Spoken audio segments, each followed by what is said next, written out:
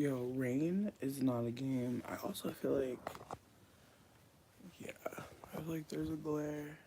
That sucks. It's definitely annoying, but we're here. Um, I gave the cats a treat, and so they're kind of going insane right now. I'm so sorry. I've become a kitten lady. I'm in love. I'm obsessed. Act right. Act right. We on cam. Act right. Don't act the fool. Don't act the fool. There's no more. There's no more tuna. And honestly, the way you was behaving, the way you lashed out at your brother, I don't know if I'm gonna ever give you tuna again. Cause I don't like the way you was acting. I'm being so for real. I never seen you act like that in my whole life. You hissed. You hissed. Yeah. Yeah. I know. I'm gonna let him tear it up. No, let him tear it up. Let him tear it up. Cause you were hissing at him. He clearly got to fight for everything. The way that man was eating, he been in jail before. Nah, get off him. Get off his neck. Get off his neck. You acting crazy. He really is. You see his heart beating fast as fuck. Off that tuna. No, let Benny go. Let Benny go. You had enough. The way you was acting, that ain't normal. I'm never giving you fish again. Why your heart beating like this? Hey, hey, I'm worried about you. That's why I'm hugging you like this. I'm worried about you. I'm worried. I'm a worried parent. You really need to calm down. Yeah. Just take. And now the other cat coming in. Bruh. Alright, I just wanted to come here to talk about my day. And y'all saw me parenting part time. I wasn't trying to be on here doing that. With that being said, hello. Life is lifing. My friend invited me to an excursion this evening, and I decided to go because honestly, bitch, life has been fucking kicking my damn ass, and I've been just deciding to just be inside about it and depressed about it. But honestly, no, it's just not realistic anymore. I have to live. I have to fucking live, and I know this weekend, this timeline, all this bullshit. I know it's not been great. I know it's not been great. I'm mainly talking to the people that support me financially. Like, honestly, I'm hella grateful for all this support.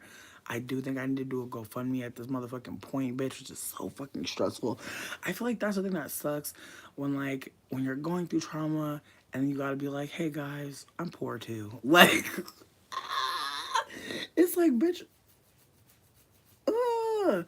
But I have to also hold that, like, there is no, like, when I'm good. That's not real. I think a lot of us are like caught up on that sometimes. I know me, definitely caught up on thinking about when I'm good. I'm never gonna be good. I need to be in community with people. I need to support people. People need to support me. That needs to be a forever thing. It doesn't need to be like I feel like that's what people I feel like that's what sucks. Is like the GoFundMe's is just like a reminder that like we really do need fucking support. And every time you make one, it's almost like you're saying like you don't have the support, but you really obviously don't. But the more that you make them, the more that people are like, why do you deserve support? Which sucks because honestly, we all deserve fucking support. But it's almost as if like when you make the GoFundMe, you become like less supportable, which is so sick. But it is something that I'm noticing. With that being said, yo, it's the way that these cats are feasting in my room, bitch. I'm telling you, I'm never opening up a can of cat food in my room again. The block got so fucking hot. Wow. Can't even talk in here. All I hear is munching. Um, but yeah, I did want to, like I said, I came here to talk about my day. But I started spiraling because capitalism, financial poverty, stress. Wow, late stage capitalism. It's kind of wild that like we have phones, technology, we have all this fucking shit, and we're like, hey, I need $1. Like, is that not crazy? Is that not crazy? Like, it's kind of crazy when you really think about it. Like how we have the internet, but we gotta pay for it. But it really is like something that we super need and like should really be like given to us like water. Water, a need, it's where we have to buy it. That's wild. Like, ugh, that's the thing about doing mushrooms is it just like reminds me of like our indigenous ancestors and like the just the wildness of everything. It's like, bitch, do you realize that the words that I'm fucking saying used to not fucking exist and we used to just be like dancing? We used to just be dancing, bitch. We used to really be dancing and saying other shit. Isn't that fucking annoying? Like, I'm so frustrated at this point. It's like, bitch, colonization is really deeper than we motherfucking be thinking sometimes. It's like just the way that we could just be sitting here and be saying a bunch of things.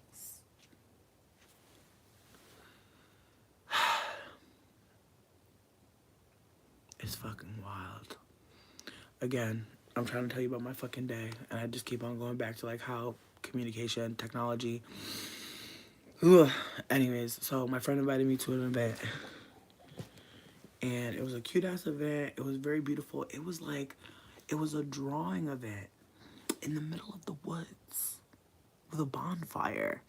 People were sitting down, and there was a figure art drawing, and I was drawing people that were sitting down, and like they were, some of them, like one of them was dressed like a fairy, one of them was like an older indigenous person named Jake, one of them was named Stevie, and they were a friend of my friend. I actually want to show you some of the drawings. All right, come on, son, get on down. He's not my real son, he's my fake son. But it feels nice to have a fake son. You know what I mean? You know, it feels non-toxic because it's a cat. It's not a real person.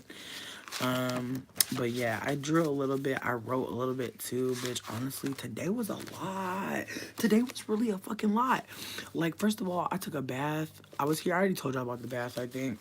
Then my friend came and we were supposed to smoke, but we didn't have time to smoke. We had to get there, bitch. We were honestly late. But I asked in the middle of the fucking event, I was like, may we partake upon some silly little flowers? And they were like, pray tell, what you mean? I was like, can we smoke upon cannabis? And they were like, indeed. And so, bitch, I rolled a couple motherfucking doinks because we was in Amish. So, you already know. Also, look up fat doinks in Amish just for you. What up, Nubia? But yeah, so like I was saying, I'm in the middle of the fucking woods, bitch. Fucking figure drawing, and there's a bonfire. This was a photo. This was me trying to draw the back of somebody's head. Yo, I don't know if it's coming across. I need to be quieter, but I don't know if it's coming across. But this is me trying to draw the back of somebody's head. I'm sorry. It just like, oh, I was overcome with laughter because it's like, bitch, honestly, what is that? In retrospect, you know what it's looking like? I'm still trying to figure it out.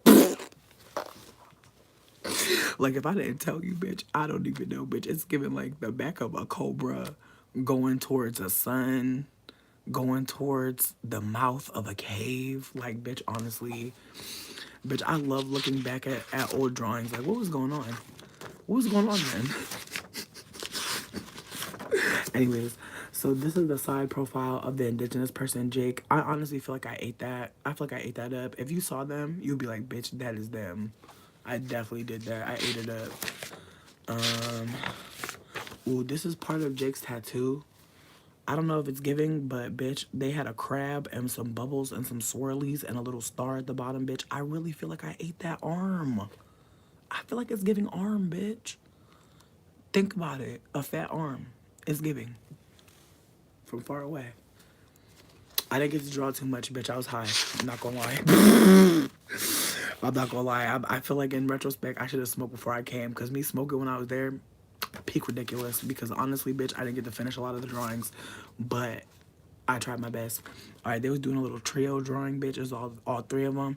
There was one wearing some fairy wings, and that's the one from the side profile. Again, consistency. Do she not look the same in every drawing, bitch? It's like I took a photo with my mind.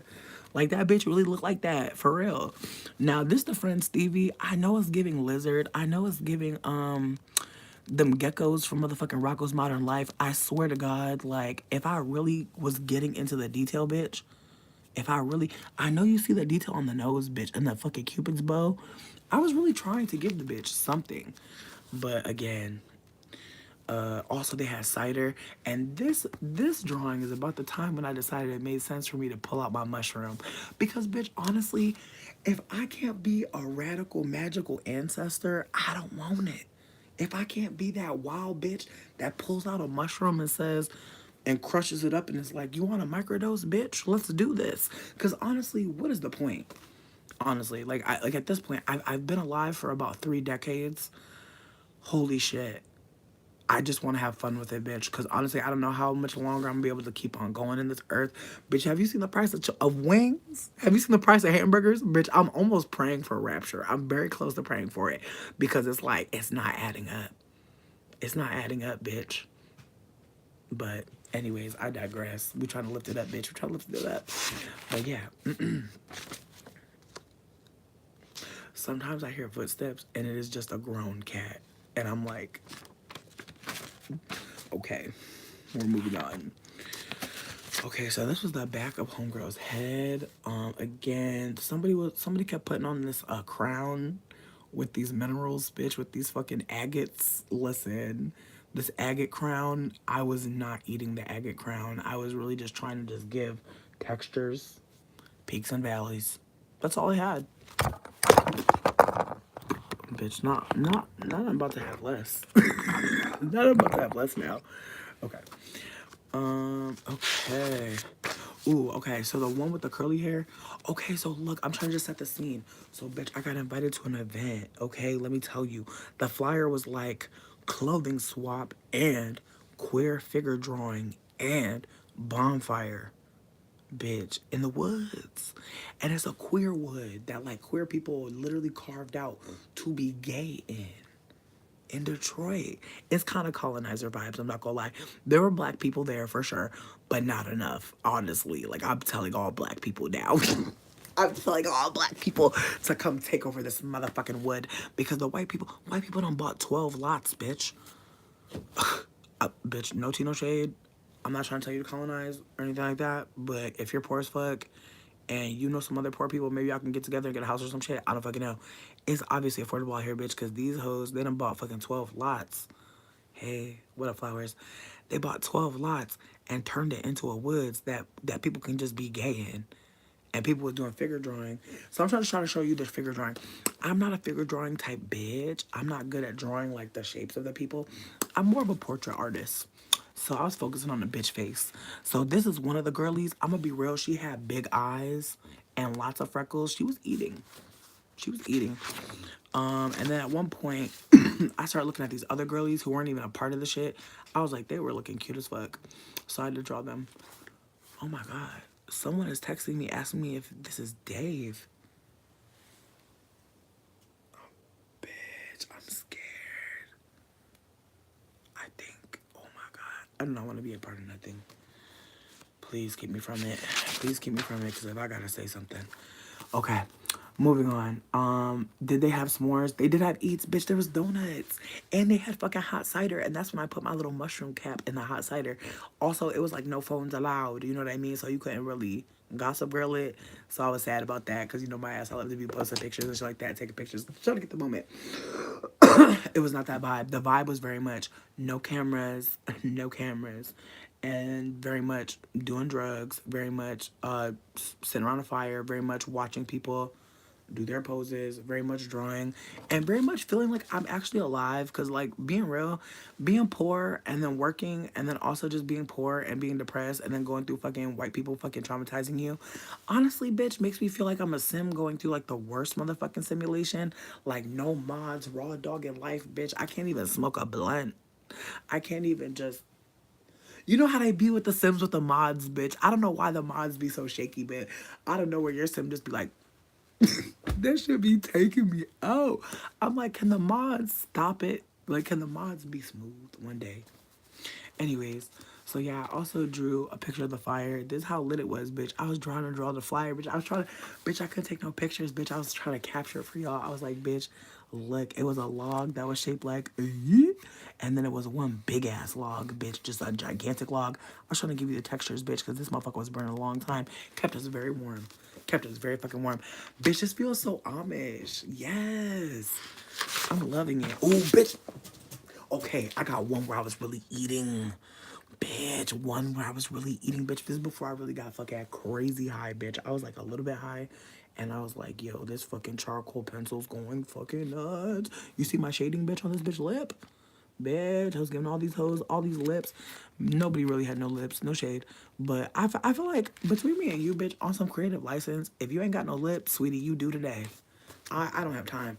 I don't have time to be drawing no lip. I don't have time to be drawing no lip. If I have to draw a lip, I'm drawing a lip. All right, I will pretend you have a lip. So I was trying my best. But yeah, nobody really had a lip up in here. I mean, the indigenous person had a little bit of a lip. You know what I mean? Because they had indigenous ancestry, bitch. But the other two, no. But anyways, and then I got stressed out and I started drawing people with lips. Because I was just like, bitch, I can't. It's hard. Like, they didn't have no people of color. You know what I mean? So it's like, if ain't nobody of color. So then I got really focused on the indigenous person because I was really trying hard. Because, like, she had, like, lips, like, from the face, but from the side, no. So I was really just trying to give her a lot, bitch. Honestly, I really ate this. Did I not? Bitch, look at the shading, hoe. She look alive. I'm so sorry, bitch. I'm really high. But I had a good time. With that being said, also, when I say I'm high, I'm on mushrooms. I did not think that the cap that I took was gonna, like, really punch my ass in the head. But I'm so, like, and even me saying I'm high, it's like, bitch, I just feel fucking good as fuck. Like, I don't even feel, I don't know. Like, I could be high on a lot of stuff. I mean, I have smoked weed. I'll say that. But I just feel good. Now I get white people dominant traits. Bitch, you got me crying. I have to give them lips, bitch. I cannot. Why would I draw a face with no lips? That's scary. Oh my God. I can't do it. I don't. It's already Halloween. Fuck. Anyways, no shade to anybody without lips. Like, I feel it. Like, I don't, but I understand. Like, it must be hell. I'm really sorry. Like, it's not even a joke.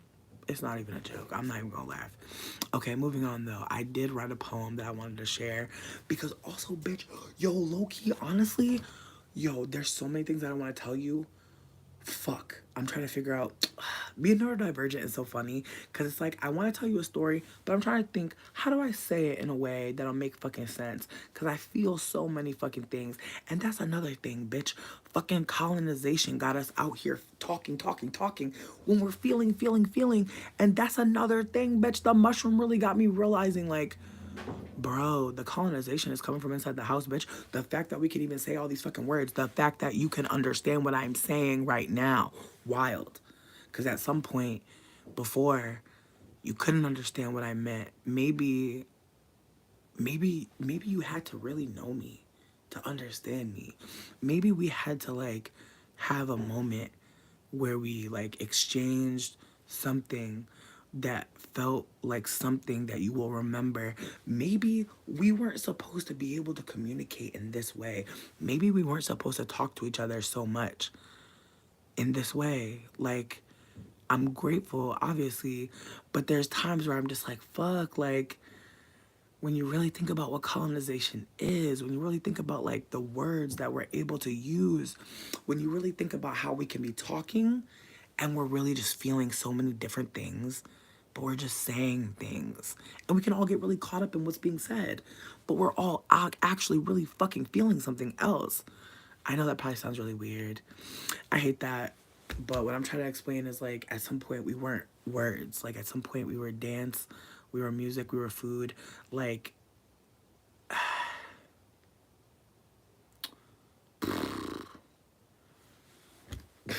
it's like words are useless. Exactly. Exactly. Like, it's nothing. Like, it's something, and I'm glad that we have the ability to understand each other. But even that is colonization. The fact that we all know or think we know what someone's saying or meaning when we can't always. And also the way that, like, I can be talking to you and it's really on you to figure out if it's true. And the way that, like, we find out and the way we investigate, like, it's a lot. And I feel like we don't really, I feel like it's going to be very hard to understand how colonized we truly are. Because even sitting with how we can communicate about our colonization is another type of colonization, because there are people that have no language. Like, I sat with someone who's indigenous today. Their name is Jake, and like they were talking about how they're houseless, and they were talking about how they're trying to figure out like how to get supplies to like other indigenous people in Montana, and how like they don't have like connection to like local organization. And it's like, fuck. And it's like the way that like some people are experiencing poverty, and the way that some people are experiencing lack, and the ways that like obviously like I've never been a person with money, but I've had access in some ways to like get money and get access and be around people who had access and who had legacy, who had money. And like even that, like all of that, like going to college, not going to college, being around certain people, being attractive, what is attractive, sitting with like the privilege that you just have, and then also the ways that you try to get more. Because there's ways I can do more to access more privilege, but what does that do? Like, what does that put me? And I think about that, and I feel like it's fucking a lot, but I feel like I'm like way off track what I was trying to say. But I feel like to tie it back, like talking and saying things. Yeah. Well, I feel like that's part of colonization though. Like, colonization wants us to answer for our feelings. Sometimes there's no answer. Sometimes we're just, I feel like that's part of like the colonization, is like not being present. If I'm telling you how I feel, can I feel it? Am I allowed to bask in it? No. I have to report. And then once I report, what do I do next? It's almost like I almost feel like we're supposed to deny our feelings by talking about them instead of feeling them. Like I was just telling someone, like we're always talking, and then when do we feel? Because I don't think that every conversation we're always allowed to be feeling. Some conversations feel like we're just talking. We're not feeling in it. So, and I don't know if that's like some neurodivergent shit where like I'm feeling in the combo always, but sometimes I feel like other people are not. And like the words are just like words to convey perhaps anger, disappointment, loss of control. And so then you have to navigate what they're saying and what you're feeling. I don't know if that's weird. Not weird, but I don't know if that's like neurotypical. Bitch, I'm crying at everyone calling me Ice Spice. Bitch, y'all are so funny. Thank you. Thank you so much. I love it. Again, I'm trying to come back to like the story I was trying to tell you. So I'm at this event, right? It's a clothing swap. It's a bonfire. It's a fucking figure drawing for queer people. It's like a gay wood. It was a gay wood. I was in a gay wood. It was so beautiful. And honestly, there were so many fucking hot people, bitch. It was kind of crazy. Like this person, Natalia, oh my god. Fucking gorgeous. Like their coat, my god. I'm so gay, right? Fuck. They're just beautiful, but also their coat, my god. The coats. I was like, damn, bitch, I showed up real street rat. Like I showed up like real Aladdin, bitch. Like I was like where's Genie at? It's all good. I'll make it. I'll be okay. Oh my god, y'all are so kind. Thank you. Again, I appreciate the love. Thank you so much. Shout out to Ice Spice, you know. She's doing her thing. But also let's hold space for the fact that like, you know, I'm not even gonna go there. I'm not even gonna go there, bitch. Let me not. Let me stay on topic. Okay, so as I was saying, I'm in the gay wood, right? And I notice that I'm pretty sure that I have conflict with somebody who is sitting behind me. And I'm pretty sure I blocked them. So I'm pretty sure I cut off the lines of communication. And so, but, I had just took the mushroom, bitch, and I had realized, well, I knew before. Well, no, I didn't. Because honestly, the situation, it's a whole story. Back in the day. Let me stop. Okay, so the last housing I was in retrospect, when I was thinking about it, I was really people pleasing. Like, I was really trying to be magical. And I feel like I'm not trying to invoke blackness in this, but I do feel like at times some white people, they really try to, like, it's like I feel like I have magical vibes to some people, but I feel like what's really happening is like I'm autistic. I'm autistic. And also, bitch, I've gone through so much that I'm just like, man, how good can it get though? Like I'm really one of those people. Like I feel like as fucking wild as life has been, like as fucking in the dookie water of life that I've been in, I still remain. I still remain, like I know my worth and I know that I didn't deserve to be in those situations, and because of that, I know other people don't deserve to be in those situations either. And I'm grateful that I've been able to survive and be supported and also be able to support and just be, just exist and be held. Like that's a really exciting thing. But with all that being said, like because of the ways that people view me and because of the ways that sometimes I move, because I kind of don't know sometimes like how to be. I feel like sometimes I don't know how to be honest. Like, yeah. I feel you, Letitia. I feel you. I feel like some feelings are bigger than words too though. Like some things that we feel like I don't know. I think like we can name so many things for why we feel certain things, but I don't know. In retrospect, I'm grateful that I don't know. I feel like sometimes it's better. I'm not a man, but I'm nothing. I'm agender. I feel like gender is a scam to sell deodorant and like cologne and shit so that you like buy the pink one or buy the blue one. That's for me though. You obviously can feel differently, but how I'm seeing it is like, oh, like I'm supposed to be a dominator or be dominated. Okay, no, none. Delete. That's where I'm at. Thank you. You're so kind. Love you. Yes, I'm still promoting on Twitter. My Twitter is MARFMELLOW. Please feel free to hit me up. I got a shipment going on Tuesday, so that'd be cute. That'd be right on fucking time. Honestly, bitch. Trying to do some work on Halloween, bitch. I know. Me working on a holiday, bitch. Listen,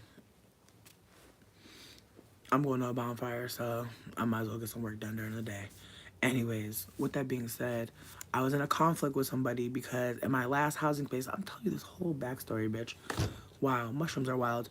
So, anyways, so I was in this living space with this like family, and like honestly, like I really thought the lady liked me. I really did. I thought we was really cool, but we not really cool. And I didn't know that bitch. And I feel like honestly, I hate to say this, but at some point, I feel like the way that I was treating her had everybody else around her looking kind of crazy because they have no choice, question mark. They actually do to fuck with her.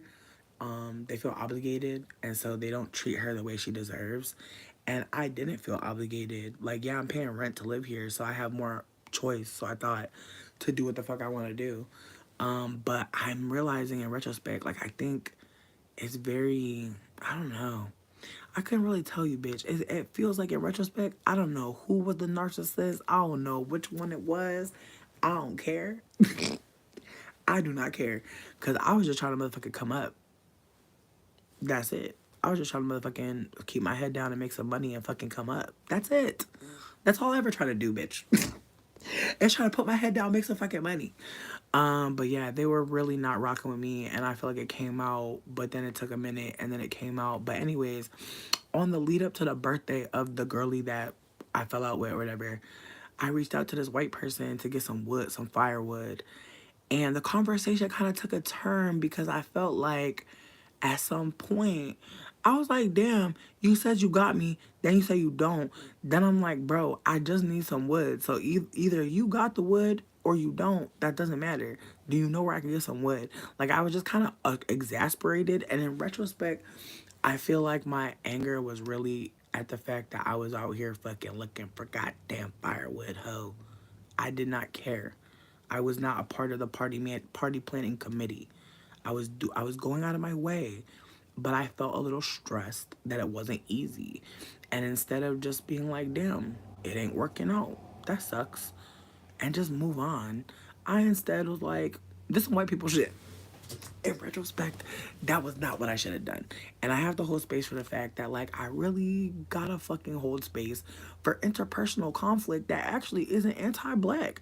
It's just motherfuckers being annoying, or motherfuckers being aggy, or motherfuckers being ridiculous, like, or overextending. Or there's a mistake, or there's a miscommunication. Like, there's so many things. I'm very goofy, and I'm okay with that. With that being said, though, like, there's just so much, so many other things that could be happening and not just anti-blackness. And I just feel like I dragged this girl because I was like, "Bitch, you told me you had wood. Then you say you can't give me no wood. I just want a hookup for the wood." I was like, "You have a fire pit." Like, in retrospect, I was being unhinged, absolutely, um, embarrassingly so. And honestly, like, she definitely okay, and she definitely did not deserve how I spoke to her.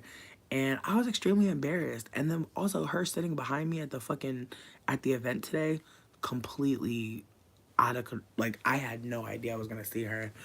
And so at some point I like turned my chair around because, like, there was like a little meeting, a little breakout session.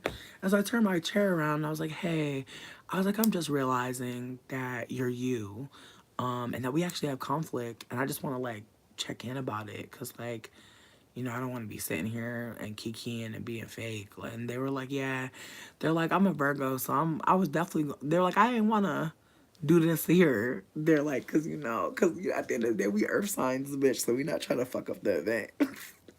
But at the same time, I feel like we both were like, "Can we talk?" And so it was cute because I was like, "Do you want to do this right now? Because we don't have to do this right now." They were like, "I'm ready." I was like, "Okay, cool." And so we talked about it, and I told them where I was coming from, and I apologized, and they were like, "I'm glad that, like, you said what you said, because I really did, like, check in with some other folks and was like, was I being some white people shit? Like, was I being white? Was I being fucking colonizer as fuck?" And, like, I'm grateful that I was talking to a white person who does think about the ways that they could be being fucked up. But at the same time, I feel like I don't want to be, like, invoking that some anti-black shit is happening when it's really some interpersonal shit that's not that fucking deep. And so I had to hold that, like, I actually had caused harm, and, like, it was embarrassing as fuck. But I feel like that's where, like, the truth really is on, like, who we are as people. Like, why are you embarrassed? Because you fucked up? Good. Good feeling. Like, that's a normal feeling to feel when we don't do things that we should be doing. But what's next? And so I'm trying to live in the what's next, and I'm glad that we got to talk. And in the end, they gave me a hug, and they offered, for me to come to an event at their house. And I was really grateful to hear that, because, again, like, I had so much fun with them.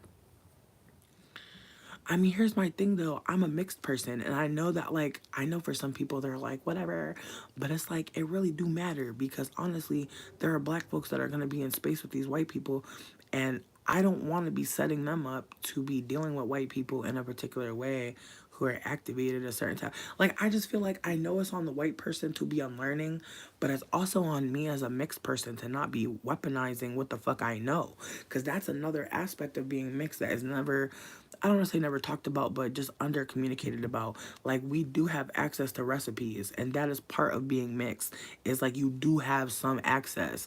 And so if I have access, I have to be mindful of how the fuck I'm moving, because I can't be acting like I just can't be setting folks up for some silly ass shit. Like, again, there's folks out here dying. There's folks out here getting, like, rejected from jobs. Like, anti-blackness is out here, and I'm not saying that there can't be some traces of it in some interpersonal conflict, for sure. But with me and that person, there was no anti-blackness at play. They just did not communicate from they didn't communicate with somebody before they made an offer. You know what I mean? Absolutely, absolutely. But also, as a mixed person, I want to be, like, allowing other mixed people to see what it looks like to be fallible. Like, we're not. We're not perfect. We're not hybrid. We're not that. Like, whatever the fuck anybody told you about mixed people, it's not that. Like, we are literally having to, like, tell our own story, but it means listening to people who are not mixed. It means listening to people who are marginalized because they are not fucking mixed. Like, mixedness is becoming a more centralized identity than fucking it's weird. It's weird how mixedness is operating in the space at this point. Because I remember there were times where people would push back on me being saying I was black. Now people look at me crazy as fuck for saying I'm mixed, and it's like I get it. I get it from people like who have heard me say that I'm black. I understand that like right then and there we have to talk about that relationship, and I'm gonna hold space for that. But for new people, for people that are like around me that I barely know, like me saying that I'm mixed, be having them like and then they have to think because again, there's other mixed people not holding their mixedness. And so they're looking at me, they're looking at their mixed friend who's talking about they're black and they're doing all this shit.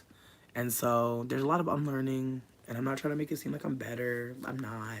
I've just like made more mistakes than a lot of other people and I've been more visible. So I think like it's easier for me to see what I've done and it's easier to see the impact now because again, if I didn't have a camera on me, if I didn't listen to myself from literally 10 years ago and like to now, like how would I know? Like and also if I wasn't listening to other people, how would I know?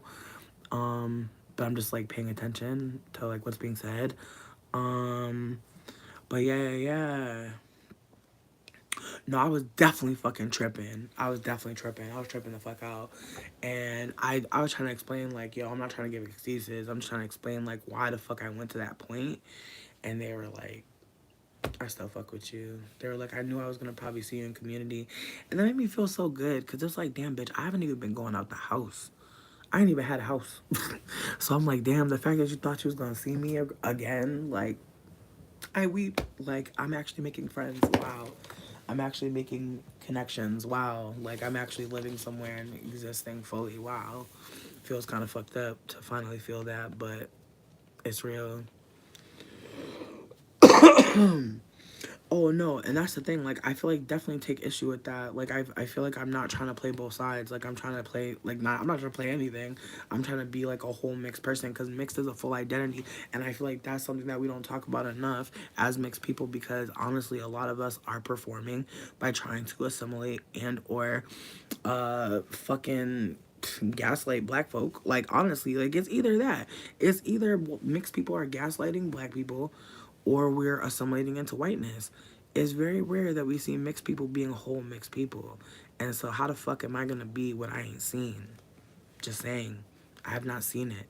But I don't want to act like because I haven't seen it doesn't mean it can't be real. Because that's the whole point of living in the age of Aquarius, bitch. Like, that's another thing I've been telling y'all for a minute. We got into age of Aquarius like 2011, about. And they last like 2,600 years, bitch. We all were born damn near an age of Pisces. Some of y'all younger ones, like I want to say if you were born before 2011, hi, if you're here, maybe go to bed. No shade. I'm not trying to play you. I can't tell you what to do. You're a free bitch, obviously. But yeah, like if you were born before 2011, baby, you were born in age of Pisces, meaning you were born to be a follower, or you were born in an age where people were following. Think about it. Think about MySpace. Think about the internet. Think about what we was doing. We was just following anybody, right? Following anything, following all the trends, doing any fucking thing. 2011, bitch, remember 2012? Everybody thought we was finna die. Everybody was like, oh my god, Mayan calendar, bitch. Again, that's when we was in the age of Aquarius, the age of I know. So now we paying attention. We like, oh fuck, we about to die. Every motherfucking year, another curse or some shit. Bitch, we paying too much attention to the silly shit. We gotta pay attention to community. Gotta pay attention to each other. People next to you, your fucking neighbor. Don't be fucking playing games. Thinking that we about to all fucking collectively die. Bitch, no. If anything, we're about to fucking live. And that's the hardest, that's the scarier part, is it not? That we're gonna make it through this shit. Isn't that scarier? Bitch, it's scarier to think about making it through this than it is to think that we're gonna die. But with that being said, get a kitten. Oh, you hear that purr? Bitch, yes, I gave him some tuna earlier. He started losing his mind, bitch. I feel like tuna is crack. I feel like Tuna is cracked the cats because he is really acting so nice, bitch. It's so crazy. Like, he was acting so bad. I gave him some tuna. Now he's so kind to me. Oh my God. Oh, I got him hooked on the tuna, bitch. Got the cat all fucked up off the fish. I'm so sorry, child. I'm so sorry. He was innocent. He only knew about hard food, bitch. Now he know it's soft food, that's fish. Sweetie, he ain't never going back. Mm-mm. And see, now, see, he acting right. He over here cuddling on me and shit, bitch. I can't. Not can I see that cat. First of all, his name, I'm trying to name him different names, but his name is Scrammy. He has golden eyes. I'll be calling him like little motherfucking little leopard, bitch. Look at him. He is so fucking beautiful. And he's chunky too. He thick. He a little chunky boy. I know he gonna be sturdy, dog. He about to be one of them cats when they jump into bed. You like, damn. Fuck. You about to be a serious dog. You about to be a fucking unit. I already know. Like, you built strong as fuck. You built for tough. Hell yeah, bitch. Strong ass cat. But yeah, with that being said, I was trying to read y'all this poem that I wrote. Because again, after that conflict was resolved, I was feeling my feels. Oh, good night, Brazil. Thanks for chilling. I wrote, it's okay to be the bad one because we have to hold that bad as a construct. And if we aren't ever truly bad, what are we? We are always human. And sometimes we are not behaving how we know we deserve to treat others because we know what we deserve. And with that knowledge comes duty, comes experience, and being the harm doer. So we can reflect on the information. Oh, we can reflect on the who, what, when, where. Because if we ever think we're just bad, we're abandoning our humanity, bitch. For real. I know that probably was like really disjointed. The cap energy is strong with me. I'm dead. Probably so. But yeah, no, for real, like that poem, at least for me, was just a reminder that whenever you feel like you did the wrong thing, you can always apologize. Like, even if people don't really give a fuck if you apologize, even if people are like, fuck you, you still know that you did something wrong and you acted in a way you didn't want to be acting. Look at you, just chilling, bitch. I love him. But yeah, no, I feel like for the most part, I just feel really grateful that somebody heard that, like, I didn't mean to harm them, but I know I did, and that I want to do better, and they want to give me an opportunity. I feel like that's all life really is, ain't it? Opportunities to do better, opportunities to be more loving, opportunities to just try again. And so that's where I'm at. Oh, bitch, do not scratch. Do not scratch. Do not scratch. You don't need your claws with me, baby. I got you. But yeah, no, I'm really feeling like I'm so connected to community. I'm feeling so held, so loved, but at the same time, like, I'm so sorry to hear that. That's so sad, babes. I hope that you give her a proper burial. For real. She deserves a proper burial.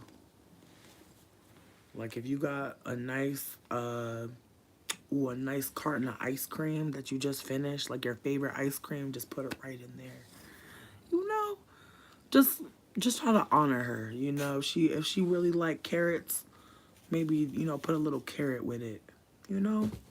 Not your dog. I'm so sorry to hear that. I hope that y'all are really giving these animals a burial because it sounds like they meant a lot to you. You wish you were dead. Oh, wow. I'm so sorry to hear that.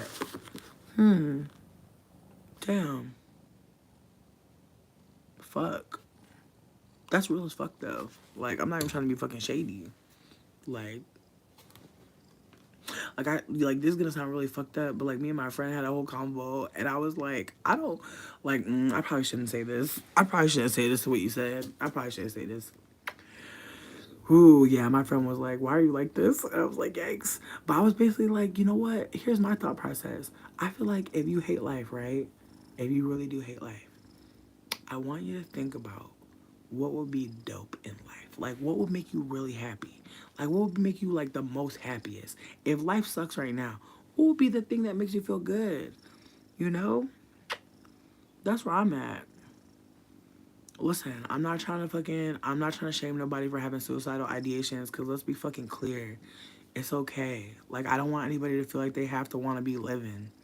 Like, again, I'm not trying to, like, make it seem like people should want to die, but I also don't want to make people feel bad because they don't want to be here. That seems kind of counterproductive, right? To be like, you don't want to be here and be mean. Ain't that kind of fucked up? No shade. Like, if somebody already don't want to fucking be here, why make that a problem? That's how I feel about it. Like, if you don't want to be here, that's real as fuck. I honor that. And I hope that you get to do some shit that makes you want to be at least present. You feel me? Because that's all we can hope for, is to be present. That's the most important thing. And listen, you're here right now. We're talking to you. Everyone here is aware that you hate life and you want to be dead. But my question to you is, what would make life worth living? I feel like that's the real question, right? Like, what really makes life worth living? If I'm being honest with you, the only thing that's making life worth living for me right now is that I just know that there's better. Like, I know it. And I'm excited. Because, again, like, what I've experienced, it sucked. It did. But I've experienced so much love and so much care and support. And I've seen just so many beautiful things, and I've just seen how we can be healed even when we think that, like, it's impossible, even when we think I just started thinking about Cinderella, bitch. I should have started thinking about fucking Brandy and fucking not almost that. Well, Whoopi Goldberg is in the movie, but fucking Whitney Houston, Impossible, It's Possible. Like, I didn't realize that song, they were saying impossible, but they were also saying it's possible. And it's just like, when shit be feeling impossible, it's possible. Like, you have to remember that shit. That song is so good. Like, I don't know if anybody just be listening to the fucking Cinderella Brandy soundtrack, bitch. But that shit is uplifting. That shit's gospel. It's possible. It's possible. Yeah. There is love in this world. There's so much. There's so much. I promise you. I promise you. But I know it's hard. I know it's hard to think that. Just know that I hold space for that. Like, there's a lot of people that don't want to be here. And I feel like we cannot keep on acting like they're wrong. Like, I feel like the world we're living in is actively making people feel like they don't want to be here. And if we don't talk about what's hurting us, it's going to be a lot of people who think that they got to leave. That's what I feel, at least in this moment. It's like, if we don't talk about what's hurting us, it's a lot of people that are going to think the only option is death. They're not going to think that we could just talk and just be hurt and just emote. Like, some people really think that they're so sad that they gotta die because they don't have nowhere to say. They don't have nowhere to talk about it. They don't have anyone that'll really hold them. And I feel like I saw this. Honestly, y'all, a lot of people need to do inner child work, and they're ignoring it. And if I'm saying this from my own experience, our inner children a lot of times are what's going on with us. We need to connect with that inner child because they're alive. That little kid inside of you that you thought died, you thought someone killed them, you thought you just grew up. No, it's still in you. The little you is still alive. And as an adult, you have to honor that little you. And I think that's why some of us want to be dead, because the inner child is still being ignored, still not getting to exist. Some of us didn't get to exist as children. We were little vessels that people were like fucking with, like breaking our mind, like hurting us, telling us lies, having us fight with our parents so they didn't have to be the one that fought them. I'm telling y'all, a lot of our trauma is not allowing our little self inside of us to exist. For real. Like right now, me petting this cat, I feel so fucking grateful that I get this chance to be around such a small, little, delicate, tender little life. And they trust me to be loving towards them. And I trust them to be loving towards me. And it's so grateful. And I'm so grateful that I get to have this moment. Oh, y'all, you're so sweet. I just want to exist. I just want to be a valued community member, genuinely. I just want to be someone that connects with other people and, like, you know, maybe we smoke some weed, maybe we do a bonfire, maybe we find a way to liberate, deeper decolonize. Like, those are the dreams that I have. There are a couple people that I follow that I would love to share. Um, there's a person, their name is Ismatu Gwendolyn. They are a black, they're a black therapist who is offering free therapy to black folks who are obviously in need of therapy because it is very expensive and also very exclusive. And so I know that they've been trying to crowdfund for survival because they've been asking to they've been giving away like therapy, but they've been asking for support. And so if anyone wouldn't mind following them and like just supporting them in the ways that you actually can, because again, like they're trying to lean on community, and I feel like we're all figuring out how the fuck to do that shit. Go ahead. Go ahead. So it's not gonna be perfect. I'm proud of you too. Thank you for existing. Thank you for fucking with me in any capacity. Thank you for being kind, honestly. Like, it takes a lot of bravery to be kind. Ooh, okay, so I didn't show you all the drawings that I did. At some point, I was working with acrylic pen. This person was really wearing a cool outfit. They had fairy wings. It's hard to kind of tell. I was trying my best. But yeah, I didn't draw that much today. I did a couple drawings, but I do want to show you some of the drawings that I did before today. I really like this one. I never draw triple titty people, but I don't know why. Like, why are there not more triple titty people? I bet there are people with 3 titties. I bet they exist. And I'm tired of hiding them. I'm tired of not talking about it. I've shown this one before, but I'm like so proud of it, and I will show it forever. And also I have this like really cool paint that I found. You know how on Instagram they'll like show you paint that's like iridescent, and you'll be like, I'm gonna buy that paint. Well, bitch, I bought that paint. It's worth your time, honestly. But never get the like. I don't want to say never, but like, unless you're going to be working with like brown skin tone or skin tones of like people of color, go towards the more colorful ones. Because I feel like the brown ones, in my honest opinion, they're kind of flat. Like I feel like I don't know. I feel like it's hard for like, and maybe it's me. Maybe it's my eye has seen how they put so much into the other shades, but for some reason like the brown and the black, the depth is weird. But like with every other color, like you can do so much. I don't know.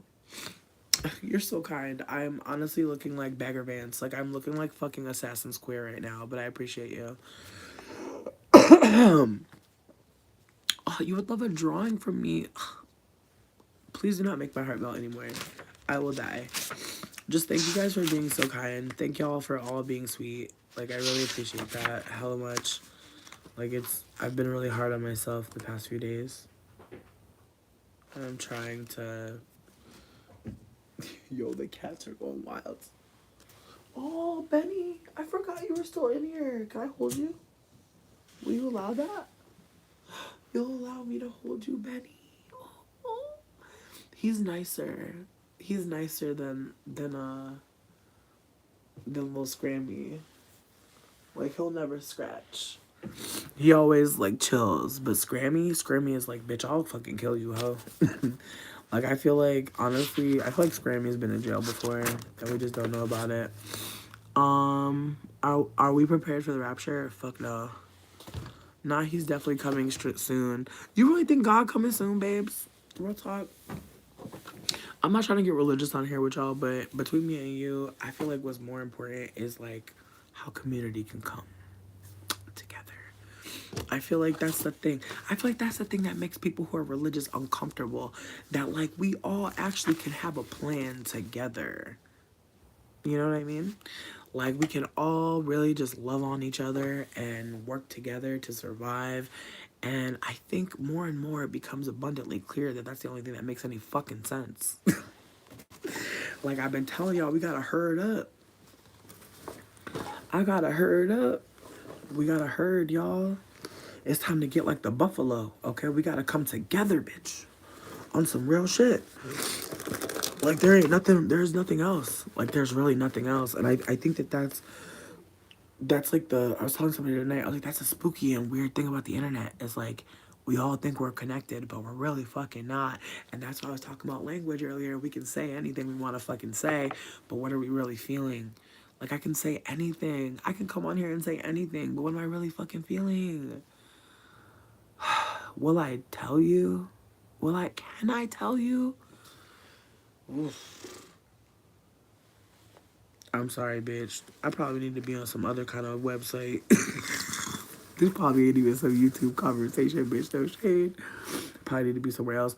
Sweetie, can I tell you something really terrible that happened? In my fucking bag of like things I was drawing with, I had some medicine explode. I want to put y'all on some fucking free game. For people that get swimmer's ear a lot, for people that get impacted ear a lot, and you be going to the hospital, you gotta pay a lot of money. Hear me now. There's some shit online. It's called olive oil. Let me not, because the damn bottle done already broke. It's called olive oil. I think it's actually called fucking garlic. Yeah, it's called mullein and garlic oil. Look up that. I appreciate you. Yeah, you know I'm full of life. JB Superstar? Me neither. Me neither. I just be talking. But I'm glad you got here. But yeah, if you got some ear issues, because I've been having like some ear stuff, like my ear wax buildup shit. I don't know what's going on. I used to have a lot of swimmer's ear. Now I'm having a lot of wax buildup. Don't know what that's about. With that being said, what I do is I warm this up on the stove. You do not want to walk away, bitch. Get the pot boiling and then put it in and turn the pot off. If you're really an ADHD bitch like me, that's what I have to do. I have to boil the pot, then turn it off and put the shit in there so it be hot, for real, for real. But once you do that, put one drop in the ear and let that shit sit for a little bit and just relax. Plan to do this for at least 30 minutes. Just let it sit in there and break it all up. And then turn your head, and you want to do that on another pillow. Cover the pillow with a towel or something like that. It is oily. And baby, when you're doing this, you're going to smell savory as fuck. I'm telling you right now. There's no way around it. It's olive oil. It's garlic. It's mullein. Sweetie, you're going to smell savory. But, oh, this is on Amazon. But you can also make your own. I would not be motherfucking using a product if I could make my own. If I had my own garlic, mullein, and motherfucking olive oil, I would do it. But I don't have mullein right now. I'm out of mullein. I'm mullein-less. I used to have a mullein connect, but I'm mullein-less right now. So I had to go and buy the shits from the motherfucking Amazon. But if you do have the mullein, if you do have the olive oil, you do have the garlic, do it yourself. Make your own. Personally, though, I would go for this for right now and then make your oil, but check on it periodically because it do take some time for it to actually, like, connect. You know what I mean? With that being said, this shit is holy grail. This shit is for the mucous membranes, okay? So you could put this shit in some tea. Coughers, people that be fucking... I know you hear me, bitch. I'm putting this in some tea tonight with some lemon so I could just move. It's an expectorant, okay? And so if your ear is getting crusty, dusty, gross, okay, and you're worried and you could feel your ear, bitch, I'm frequently inner ear issue person. I stay having like the inner ear pain go down to my motherfucking jaw. Trust me, this will save you going to the ER. This will save you going to the motherfucking, what is it? The fucking, damn, what are they called? I'm blanking on it, but you know what I'm talking about. Not the ER, but the little medi clinic, you know what I mean? And they're gonna charge you all this money, sweetie, and they're gonna give you antibiotics, and maybe you're gonna forget to take one, and then you right back at square one. Fuck with the medicinal, baby. Trust me, a lot of the shit. Look up garlic mullein oil and it should pop right up on Amazon. It's very cheap. Urgent Care, thank you so much. I literally blanked on Urgent Care. But yeah, I have gone to Urgent Care a lot. And I wasn't really paying, bitch. They were sending bills to I don't know who. But just saying, if you don't want to rack up bills in your name, get you some of this shit. Keep it in the motherfucking closet. Keep it in the cabinet. Again, if you're the type of person where your ear be getting crusty, or you got to do eardrops and shit like that in the summertime, or your ear wax is building up, you a frequent cleaner of your ear. Hi, babe. Yeah, some of that in some warm water. You don't want it super hot. Test it on your skin before you put it in your ear. Do not put it in your ear if it's too hot for your hand. Okay? I fucked around so you don't have to. I can still hear, but it was a close call. Exactly. And they're giving you Tylenol, but this is going to actually allow you to, like, actually get some relief. Because it's going to cleanse. It's going to antibacterial, the shits. Thank you. Y'all are so fucking sweet. Thank you. But yeah, like I was saying though, like tonight was really great, or today was really great. I felt bad because like I really had like a plan to like get some packages out, and like I was behind. I've been behind, and like I said, like I think I'm gonna have to do a GoFundMe again, which sucks. Cause again, like it's like I know everyone's poor right now, right? But honestly, that's not true. Like that's the other thing that fucks me up is like most of the people that I'm friends with are like, bitch, I'm broke as fuck, and I'm like, same. And then there's some people that I hang out with or I talk to, and they're like, bitch, I'm rich, I'm about to buy a house, and I'm like, what the fuck? So it's like I really don't know anybody's finances, and to be honest, I feel like it might just be like, honestly, I hate to say this. I really don't hate to say this. It's just really fucked up to say. But it's like the more that I look around and the more that I listen to people, the more, absolutely, the more that I just realize, like, just white people are doing okay. Like, real talk. Like, I know that there's some people of color I know that are doing okay. But most of the people I know that are doing okay are white. And most of the people that are doing the best, that I know are black folk. And just the way that when I talk to people of color, there's like this collective feeling of like, oh yeah, we're all down bad. And then when I talk to white people, they're like, oh, I'm waiting to buy a house. I can't wait for the market to turn around because I have all this money to buy a house. And it's like, meanwhile, everyone I talk to is like about to be fucking houseless. And it's like, what kind of world are we living in? Like, what's happening? And so, yeah, it's actually fucking wild. So, and yeah, like, I don't know. That's what I'm saying. Like, the we just trying to survive, survival mode. It's like, not everybody, though. And that's the mind fuck. Like, world inside of worlds, Letitia, Letitia, Letitia, Letitia. Thank you. Sometimes the words do be giving. What is this live about? I did not expect to get eaten up so much. Like, damn, y'all really just ate me up, Murky. Okay, Merc. Name checks out. I've been killed. I'm dead. Yeah, no, this live is about nothing. Honestly, this is a live that you came to by accident, but it's okay because it's cursed. But it's cursed in a good way. Pussy gonna get juicier. Promise. Promise. Or your money back. But notice you didn't pay nothing to get here, so. You know, we owe each other nothing. Honestly, yeah, this is a lie. It's a live about nothing. It's Seinfeld. It's very Seinfeld. All right. There's no Jerry. There's no Elaine. It's just Kramer. It's just Kramer vibes. Honestly, it's like if they just gave Kramer the show. You know what I mean? He comes over. He's drinking motherfucking orange juices. It's a lot.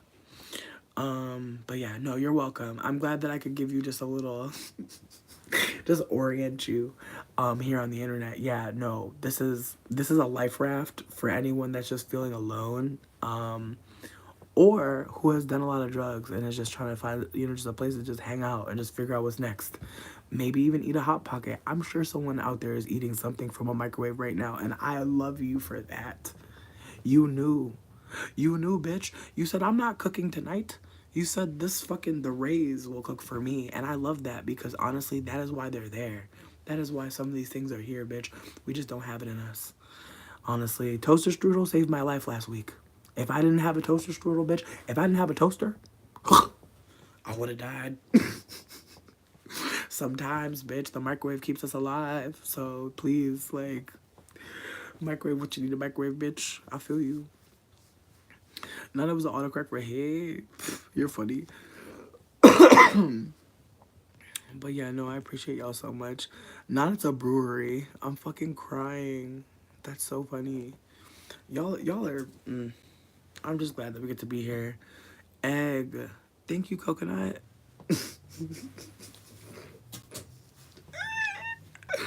You don't even understand. Like, egg means so many things to me. Aubrey, I appreciate you for saying that. I appreciate you for saying that for sure. Yeah, no, I probably should do that. You're right. You right. You smart. Yeah, I feel like right now I'm not saying that I'm not gonna do that, but I feel like the next one I'm gonna remember. In the meantime, in between time, if you did want to support in a different way, I do have a sale going on. I'm not gonna talk about the sale here because bitch, who knows how YouTube be moving, bitch. But I'm over here on Elon's X.com. You may have heard of it. Um, I'm gonna post some pictures of me and this cat. I promise you. Oh, oh, oh. He said, hold me like a baby. Oh, do you want to be baby now or no? Do you want to be baby? You be baby? I'll hold you like this. He said, don't hold my legs weird, bitch. I love him so much. Like, he really controls me. Like, he really knows. He's like, I'm not liking the vibes, bitch. Switch it up. Go get me some fucking tuna. It's like I can hear him. I love you. I'll feed you more tuna tomorrow. I can't feed you tuna every day. I can see how you act. I can see how you be behaving. It's not normal. I worry for you. Weed is my tuna. We both need a break, don't we? Yeah, sometimes. Sometimes. Addiction, bitch. Sometimes you can see your addiction in your child. Like the way he was with that tuna, bitch. The way he hissed at that other cat. Aw, you're so sweet. Have a good night. How old is the cat? We don't know, bitch. We found her in the trash can. Her name is literally Scrammy because my friend said like, you know, like trash can, Oscar the Grouch, and I was like, that makes sense. To me, her name is Panthers, aka Lil Bear, aka Lil Bitch. Um there's other names that I'll have for her, I'm sure, but I feel like as much as I love Scrammy, like it's cute, there's times where I look her in her eyes and I'm like, bitch, we found you in the trash, but you're not trash. And I actually started singing her a song so she knows. Because I feel like she gets it. I feel like she's like, yeah, bitch, it's true. I was eating out the trash. That's where they did find me. You know, sure, my last name is Dirt. You know, very Joe Dirt vibes. But just because she was found in the trash, like, she's such a prize. You know, it's just a metaphor for life. You know, sometimes you be in the trash, but you're not trash. You just, you know, it might be a snack in there. Like, it might be something going on. It might be a fight. So they might have owed you money. I don't know what was happening in that trash can, bitch. I do not know. But I'm glad. I'm glad that she was there at that time. Like, that was a holy trash can. A blessed trash can. Not Forky from Toy Story, bitch. I'm crying. Four in a box. Oh my god. Not old man. I'm crying. Hello, black person. I hope you're well. But yeah, no. As I was saying though, I'm grateful to be alive. I have a sale on my Twitter. My Twitter is at Marfmellow, MARFMELOW, for anybody who just needed it spelled. You're welcome. Um, yeah, that's pretty much as I'm trying to do today, because I feel like when you're crowdfunding, you gotta be like, hey guys, what's up? I'm poor. Help me. And I'm just like, bitch, honestly, like, I'm tired. Are you gonna blow up? In what way? How? Like a grenade? Thank you so much. I've been really loving my hair. Like, I've been honestly like living here Bitch, I need to write down all the products that I've been using because clearly, bitch, my hair needed it. All of it. Holy shit. Like, bitch. Bitch. Given the Halloween, the hocus pocus. A little drip. I really hate that the fucking, just the brightness in the room is not letting me be as great as. Yo, are you still in here, dog? Bro, you scared the shit out of me, bro. I thought you was a rat. Yo, this cat is crazy. What's the plan? Bitch, I have no fucking clue. Like, I'm basically just trying to fucking trap until I get up out of here. Like, that's all I can do. And even when I say trap, um, oh, here's the thing. The plan, like, I mean, I feel like even saying I'm gonna trap till I leave here, it's silly because it's like, bitch, I'm gonna trap forever. But with that being said, I feel like more importantly, I'm trying to create community. Like, and when I say create, I just mean like allow for there to be community to connect around me, like little moments, you know, like however I can, because I don't own like my space where I live, so I can't really do a lot, you know. I can do enough, but I can't do as much as I was, and so I'm just trying to like find people who like want to connect, who are really wanting to like think beyond like what makes sense, because I think that like I feel like a part of poverty is not having community. Like when you're poor and like you don't have anyone around you to like be poor with, I think it's way worse than being poor and being removed from everybody. And I think that it's really hard for all of us to connect in this time because like again we're all feeling poor and overworked and like we don't have a lot to give, and I think that that's really the bigger issue is that like I think a lot of us feel like we have to qualify to be a part of community and we really don't.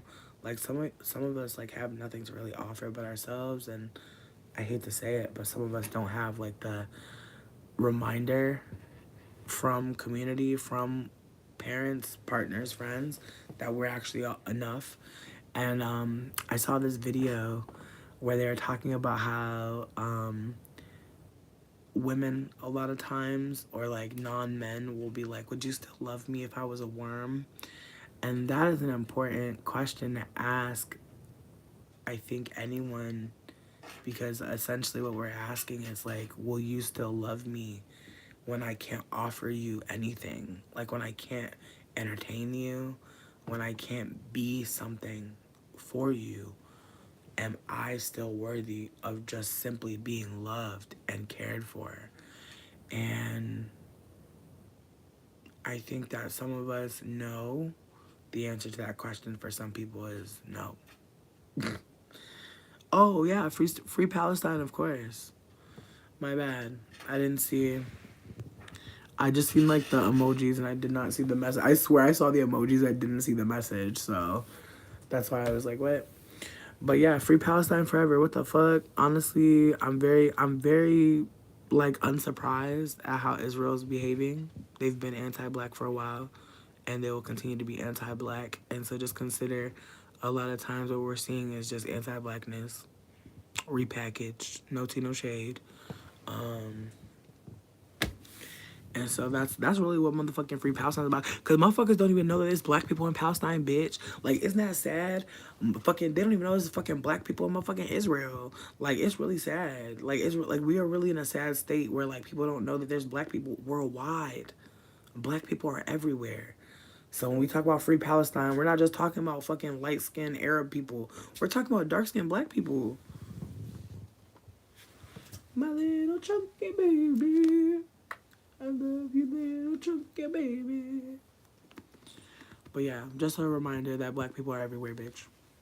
Just so you know. Look how cute. Oh, you not purring. Oh, you irked. Oh, I'm irking you. Okay. Go ahead, babe. Go be free. Oh, you don't want to be free? Oh, you still want to be in here? You can sit on my thigh if you want. I got a pretty nice thigh. Yo, honestly, you know what really sucks, bitch? I've been losing so much weight and I'm so distressed about it. Like, honestly, like, I didn't realize, like, how much I actually enjoy being a fat bitch. Like, granted, like, I was kind of just like, well, I'm a fat bitch. I'm gonna just live. I'm gonna just exist.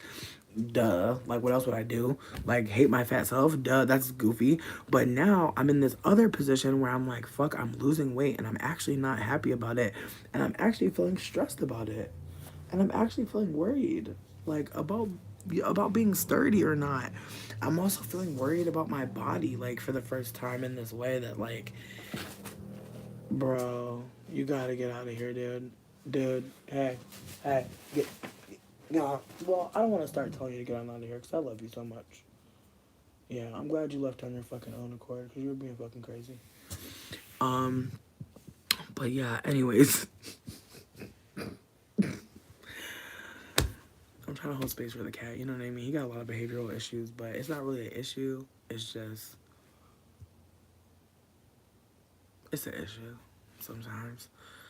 I love him though, you know what I mean? But he food obsessed, like, it's kind of scary. You've been uncomfortable around white people? Bitch, me too. Wake it up, talking about it. It's scary. It's scary being around white people. I feel like the more you try to decolonize, the more scary being around white people is. Like, I feel like that's something I didn't really even think about. Obviously, why would I? Like, why would I? Like, I have to think about that sometimes. Like, why would I? Okay, Latifah, I love you so much, and I mean this with all tea and no shade. I mean this with all the love and respect. But here's the thing. Being free and having rights does not necessarily apply across the board. And talking about people who are dying in war, I feel like you're connecting a lot of different points. And so, with all due respect, I feel like it's very important to hold that people can be enslaved and seem free. And that's a very scary thing. But boo, it's Halloween. It's time to talk about spooky, scary skeleton shit. And that's one of the spookiest, scariest shits that you could ever fucking hear on earth alive. This is not a fucking game. Like, people can really be enslaved and seem free. And you should be really motherfucking worried about that. And I'm not even trying to be funny. Like, it's a lot of people that can't just be. And we have to hold that space. And I'm not trying to be funny. But I feel like, again, the internet removes us from, like, when I say us, I feel like the internet removes humanity from issues that are actually quite fucking, it's human, but it's also some fucking neo-human politic bullshit. It's like the fact that we have to fucking constantly talk about fucking how anti-blackness is.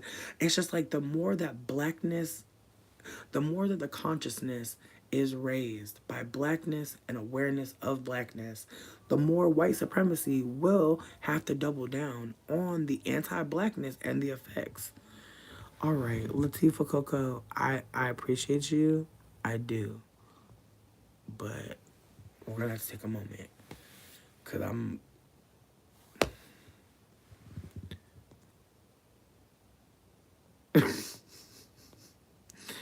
please don't be sorry. Please don't be sorry. I I didn't even want to get at her because I'm just like, Latifah, the fact that your name is Latifah Coco, I just can't even. I had to put her in timeout for 24 hours, bitch. You're not blocked, but I need you to take a moment. Sit with what the fuck this was said. Please. Woo! Okay, sidebar, bitch. I came here earlier and was talking about this person that blocked me. Bitch, I ain't been blocked in a minute. And honestly, bitch, the way that she was, bitch, not she was arrested. Bitch, I'm sorry to hear that. But this person fucking blocked me because I was telling her that she should keep her foot on men's neck. She's like, I'm not trying to be one of those channels, one of those content creators that bashes men. I was like, why not? Go ahead. But also, bitch, the way that she was talking about patriarchy was actually quite principled and actually delicious. And I'm gonna just name her because, again, this is not no shady shit. And also, I wanted to speak on the colorist aspect of it because I brought it up earlier, but I didn't finish my point. But, and I should give some backstory before I even go into it. And I don't think I said her name. I want to say her name. I think I might have just fucking said it. Pause. Basically, I got blocked by a creator who was talking about how she doesn't want her channel to become a channel where she bashes men. But a lot of her content, not all, but a lot of it, that in terms of like gets viral, goes, people see it, is about patriarchy. And she says a lot of accurate shit. And so I love her content. Her name is The Cindy Noir. I want to be clear. I'm not trying to send no hate her way, and I'm not trying to start no shit. I'm just sad that I got blocked because I was trying to encourage her to like continue what she's doing. And it just feels like her content, or maybe she was told by some people who I think are men, or other people who want to perform for men, or at least have men be their viewers, that she needed to tone it down. And I feel like that's why she was saying what she was saying, because it didn't seem like it didn't seem earnest. It felt very rushed. Like she wasn't making eye contact. It was weird. Like I kept on being in the comments, being like, "I love your content," like trying to uplift, but I was also trying to provide a counter argument, because it just felt like she was saying, I don't want to discourage men from being better. But it's like, how could your content where you talk about the patriarchy, like, directly be like bashing men? Like, I don't see it that way.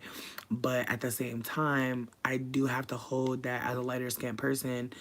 I can say I've been held with a certain level of grace when I say things, and even when I say things that I really probably should have never fucking said, or things that I don't fucking know about, people have held space for me to be wrong. And so I don't, again, want to make it seem like, not even had my foot on her neck. Not even had my foot on her neck. Like, it was literally just like, babes, like, what? I was just trying to push back and be like, I don't think you're doing that. Like, I don't think you're even anywhere near man hater vibes. Like, it's giving like you're having an accurate. Like the way you're talking about the patriarchy is accurate. Like her most um not she must want a boyfriend. That's what I was thinking, but I also feel like that's kind of misogynistic and misogynistic. Because here's the thing, like she as a darker skinned black woman, like she doesn't get the same level of fucking agency when it comes to talking about men. And honestly, anytime she talks about men, the men that are closest to her are gonna feel like she's talking about them. Whereas if I, as a mixed person, talk about men, I think I've fucked enough white people for people to assume that I'm talking about all men. Whereas if a black woman addresses a man, or addresses men or patriarchy, she is automatically assumed to be talking down to all black men. And that right there is a part of misogynoir. And so I don't want to be engaging that in bad faith, because I do hold that, like, the way I'm allowed, and when I say allowed, I just mean the ways that I am existing online, and the way that she's existing online are completely two different scenarios and two different lives, based on privilege and based on, not the real enemy is the rich. I mean, in some respects, sure, but I also feel like just the concept of rich, because it's like there's no rich without poor. Like that's what people don't realize. You know what I'm saying? Like that's what I'm trying to say. Like there's no white without black. There's no rich without poor. Do you understand what I'm saying? Like you have to create, excuse me, there's no, yeah, because it's like white people had to invent blackness. They had to invent something. Rich people get to perform as if they've done something. They're somebody.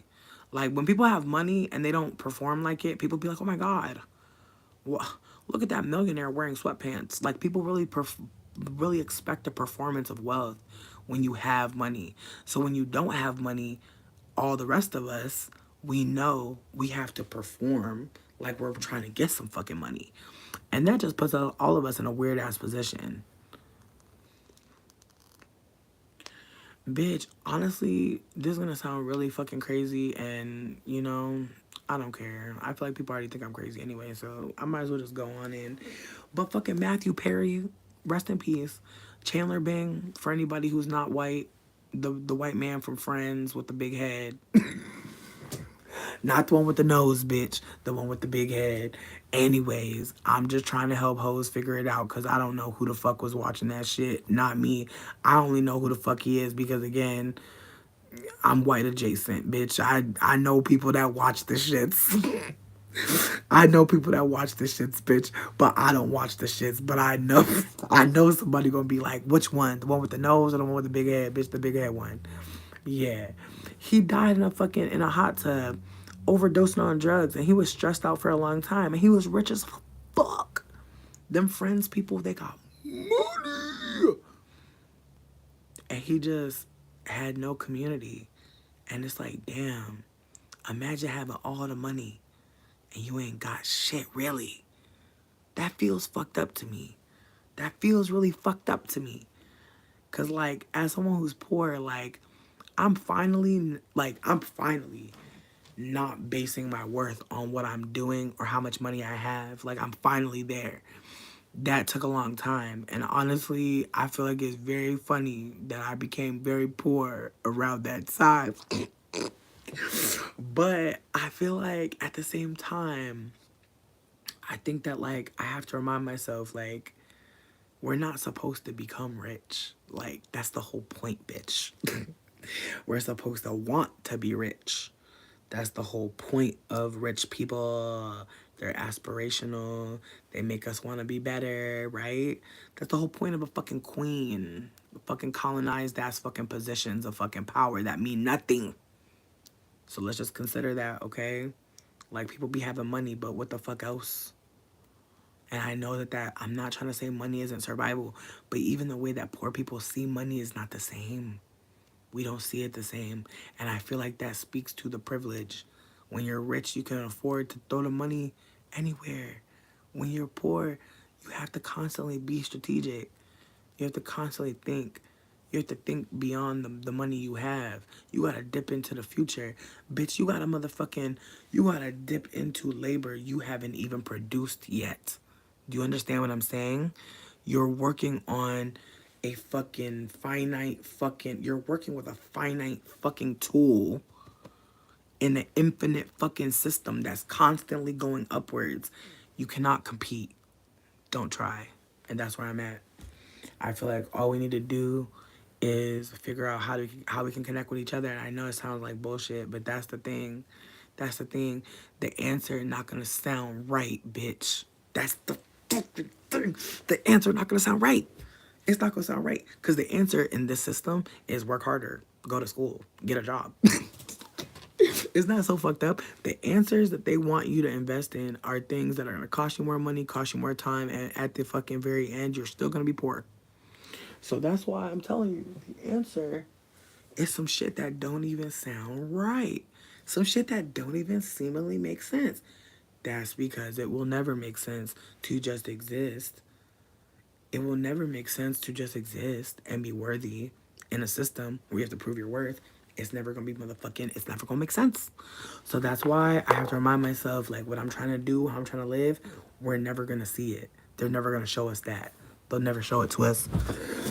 You know what they'll show us though? They'll show us a bunch of zombie movies, bitch. You wanna know why? You wanna know why they show us all these zombie movies, all these parasite movies, bitch?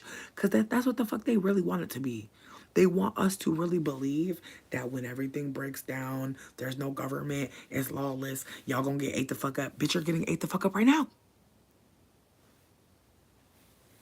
Got you watching motherfucker. Got us watching movies like, oh, the end. Oh, bitch. Hell no. Let's be present. Let's be alive, bitch. Let's be present in this shit.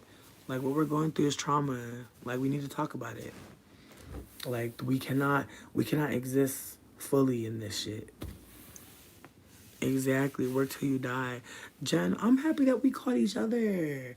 This honestly being able to talk with y'all, like it's really so healing for me. Like I need to put that out there right now.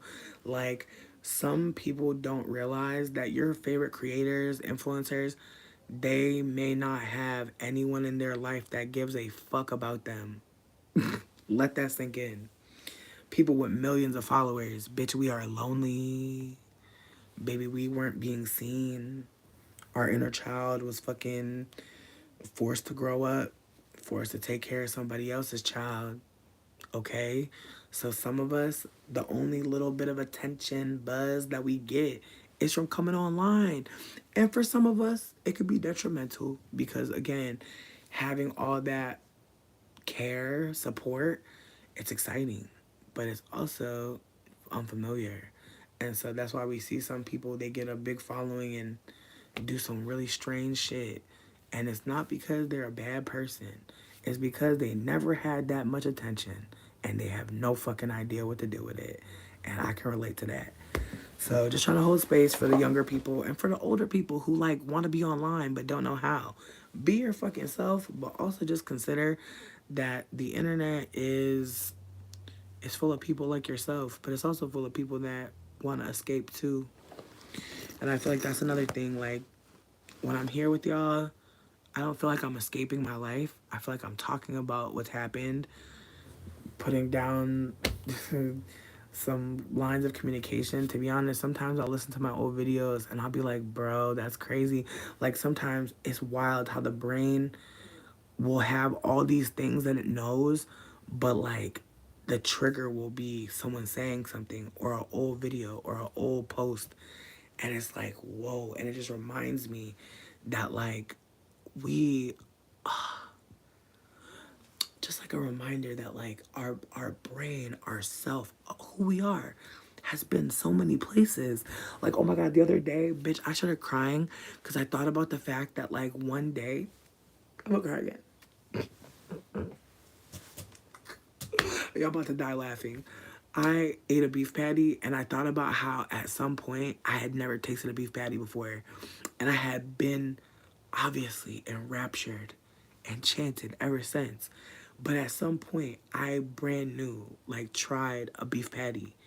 And the way that it tasted, the way that it hit, unforgettable. I had to have it again. And anytime I can, I try to have a beef patty. But it's just like, damn, like at some like it's just like a reminder that like there have been good days in your life where you tried something new that you ended up loving and you don't always remember that. You don't always remember that like there was a moment where you didn't know about this thing and then you did and it feels so good and you can go towards it and you can go and you can be familiar with it. I'm telling this story because I really want to beef patty, but also just to acknowledge that like inside of us all, like there's moments where we have had joy, great joy, but we forgot. Like think about like the first time you ever got to play your favorite game system. Like I remember playing Sega for the first time. I remember the first time I got to play PlayStation, like with my uncle. Like my uncle let us play like some snowboarding game and we would fight over it and shit. Like I remember getting an N64 and feeling like, damn, we're doing good. Like we've got a game system. I was like, damn, my family are coming up. Oh, please do. Not a stone tablet. You can absolutely send me something funny that you saw on a stone tablet always. Um, right, the first time you read fanfic, oh my god, what a moment. Like for real, there's just so many first things that we've tried before and we can't even remember. I think it was SSX. I think it was, bitch. And you could do like Goofy Foot. It would be like I'll always pick Goofy Foot because I'm like, what does that even mean? Like, bitch, I'm never snowboarding in my life. So that was the most fucking snowboarding that I ever was gonna do. Okay, we gotta hide you for a little bit, Peanut. Cause you oh, that's what you saw. I'm crying. That's what you saw. Can you like decipher it? Cause I need to see that. Oh my god, SZA's Babylon music video. Bitch, like her taking off everything, the fucking cardigan, I'll never forget. Um, smelling Auntie Anne's, oh my god. Bitch, eating a pretzel dog with the cheese for the first time. I want that back. I want that back so bad. Fuck. I want to go to a mall real bad with y'all right now. Like, we need to go tear a mall up. I just want to sit in a food court and just look at people so fucking bad. Like, it's weird. I feel like malls are dead now, right? And of course, I want to go to a mall so fucking bad and like just sit in the middle. There were some cute malls that I went to before, but in retrospect, it's like that's kind of a lot. Like it's a whole building full of little buildings to buy things. Yeah, we went too far. Capitalism really, really ate itself up, didn't it? I'm so glad. I can't wait for this bitch to die. But nah, I feel like we're in a different type of fucking poverty now, bitch. I feel like we're in a different type of capitalism, bitch. They talk about some late stage. Late stage, bitch. It's called scam stage, bitch. It's scams. Bitch, all the food tasting weird, bitch. I tried to drink a little quarter water, bitch. One of them little 25-cent juices. Sweetie, almost lost my life. Wow. The way my teeth were buzzing, bitch. I almost didn't have no teeth. Jesus Christ. That was just pure cavity water. I don't know why they're playing games. Why even put a label on it, bitch? That is fucking sugar and fucking water. On some motherfucking Men in Black. Sugar, water. Like, that's all it is, bitch. Call the roaches. Because that's not juice, ho. Where did you get this orange from? I was reading the bottle. I was like, bitch, where? It don't even say the orange. It don't even say orange dye number 8, bitch. Like, it's just water and sugars. It's bad. It's bad, bitch. It's bad. Sugar water. Like, this shit was not good. Shit was real bad for you. Yo, I keep thinking the cat is in here, but it's just my shadow. But yeah, no, it wasn't tasty. Also the food is tasting nasty. I had McDonald's that was like really delicious, and then that fucked me up a little bit. I'm like, damn, and McDonald's is getting high, bitch. I spent $3 for a large fry. I wanted to throw up. I'm like, these potatoes, bitch, are not even potatoing. Fuck. Like, I actually want to fight. I actually wanted to go inside the McDonald's and fight and be like, you know what? Let's just go. Let's just fight. Let's just fight. Because there's no way that I'm paying you this money for this. Like, the bag fries was okay, but I still felt like I was being robbed. Bitch, and I wanted, bitch. There's just like in the middle of eating McDonald's, it's kind of like someone turn on the lights and you sitting there eating some Fisher Price food. Like, it's real silly. Like, at some point, you just look at the food like, damn, I'm really about to eat this shit. Like, this, like, bitch, I know ain't no flame really touched it. Like, it's like, I don't know why. And I never worked at McDonald's. I never worked at McDonald's. But I know they cook everything inside of a little box. Like, inside a little cubbies. So it's like, bitch, I know y'all not really grilling it, ho. And I know some of the burgers do be grilled, but most of them not. So they be having brown marks on them, little sizzle lines and shit. They don't be sizzled. Stressing me out. Hi, Gabby. Tap water. I mean, I am, but only because where I live, they got the pipes done. Like, they got the pipes done here, so I do. But at the other house, no. I was buying water because, bitch, I'm in Detroit. No tea, no shade, but I know y'all. I don't know if people heard about this, but when they say that the Flint water was bad, bitch, they not giving the context. Like, now that I live in Michigan and I have a little bit more information, what happened in Flint is what's been happening everywhere the fuck else outside of automatically turning people's water into lake water, or like rather, instead of like giving people water that they needed, giving them water from a damn lake. And this was honestly, like, in retrospect, like what happened with Flint's water, what up Nubia, what happened with Flint's water was obviously like ethnic cleansing. Like, it was just pure anti-blackness. But the tap water in other places in the city are bad because this was a place like Detroit is one of the most segregated cities, and I cannot imagine that it's less segregated now. If anything, I feel like it's worse. I see you, babe. I just wanted to say hey. But uh yeah, so what happened? Okay, hey Abby, I see you, girl. What up, boo? I hope you're doing well. But yeah, so what was happening in Flint was basically they was trying to move a bunch of black people off their fucking land and fuck up their water, fuck up their lives. Like, honestly, like, it was state sanctioned genocide, and people don't talk about it like that.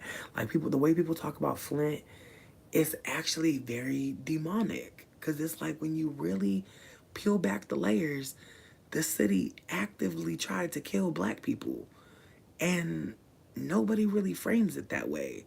It's framed as like some sort of like environmental disaster when it wasn't a planned attack. You don't just give people water from a lake. No, no one is doing that. That is not happening across the board anywhere. No one is drinking unfiltered lake water. So, with that being said, like, it's like when we talk about certain things happening in our world, y'all, we're not even being told the full story or even given the historical significance because, as I said, Detroit is a segregated city. But if you actually come here and live here, as I have, I honestly see it very much like New Orleans. And if you've ever been to New Orleans post Katrina, then you know what the fuck I'm talking about. And I'd never been to New Orleans before Katrina, so I could not tell you what New Orleans was like before Katrina.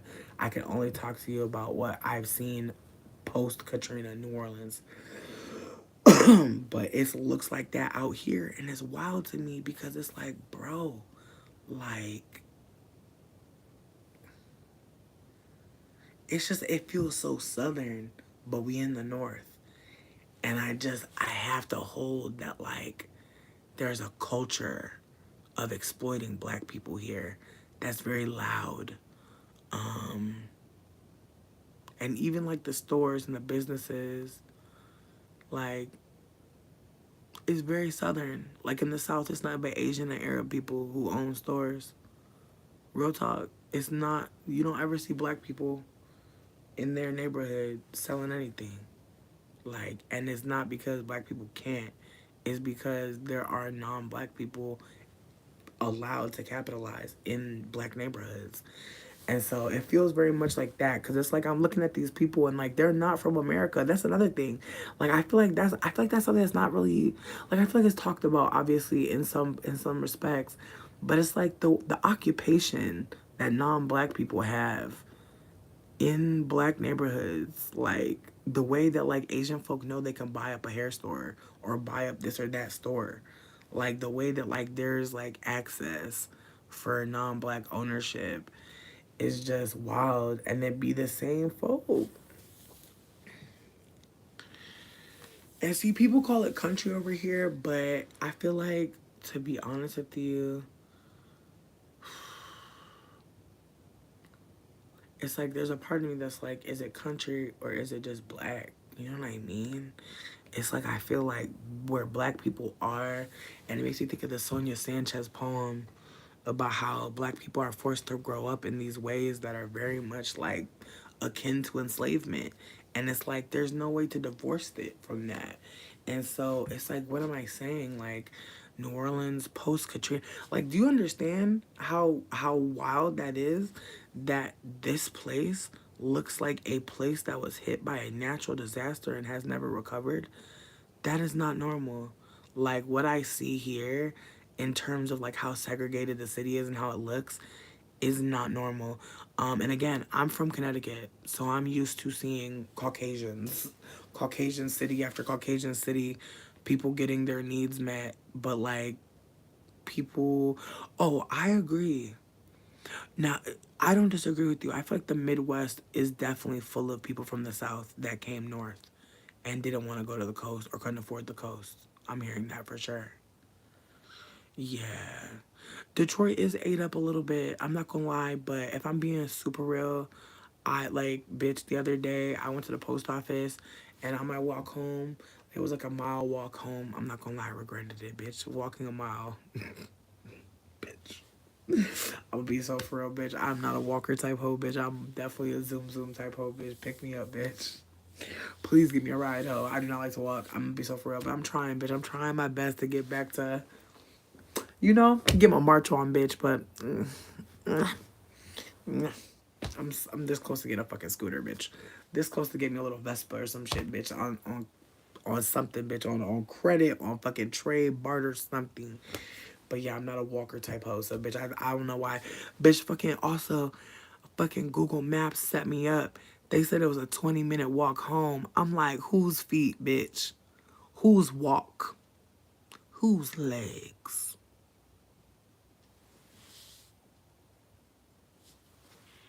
They not talking about no fat bitch. They not talking about me, bitch. They're not talking about a fat bitch saunter. They're not talking about a fat bitch wobble, wobble, waddle, waddle. They're not talking about that.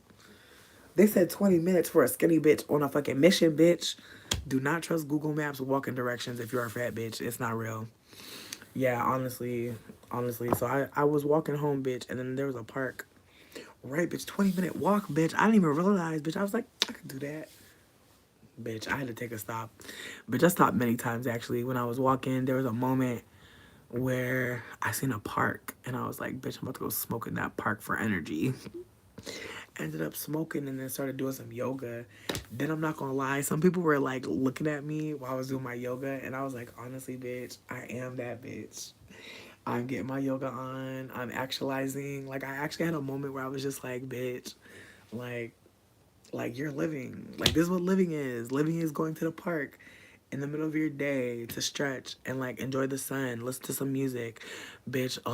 Capri songs, fucking FKA Twigs last album had me. It just has me in its clutches. I don't know how, bitch. But the song Honda, I used to really not like it, but now I'm like, bitch, we can roll it on the M-way, baby. Rizla, like, bitch, I hate that I love that song because I feel like it's very much a throwaway track. But I only feel like that because I feel like it's a dance track and I'm not a dancer. If I was a dancer girly, I probably would like it more. But because I can't really dance, bitch, I'd be like, but now I'm like, bitch, listen, if you get a chance, just listen to Honda by FKA Twigs and then just tell me if I'm tripping or not. But I feel like the song is honestly like everything now. Like, I really used to not care, but now I'm like, I know you hear it. I know you hear the song. If people like it, they already know. Wonder Boy, Wonder Boy, Wonder Boy, bitch. Yes. You gotta smoke for energy sometimes, bitch. You gotta smoke to get right. So yeah, so I smoked in the park, did some yoga. I got spotted like Gossip Girl. I was feeling cute. And then from there, I went to the store. I found out they sell sweet potatoes at the store near my house, bitch, on EBT. Chef's kiss. And the sweet potatoes were cheap, bitch. I got two big, humongous. I won't even be saying humongous. Humongous sweet potatoes for $2. I was like, bitch, what in the sale? But I bet you they were supposed to be like 80 cents. Inflation is crazy. Anyways, so yeah, I got these fucking sweet potatoes for what seemed like a great deal. So, bitch, you know what I did? I made a sweet potato pie, bitch. Because I'm that kind of motherfucking elder, bitch. I'm the type of elder that goes to the store and is like, you know what? These sweet potatoes are looking good for a pie. So I roasted them, bitch. And you know whose fucking recipe? Purple sweet potatoes are cute as fuck and they're delicious.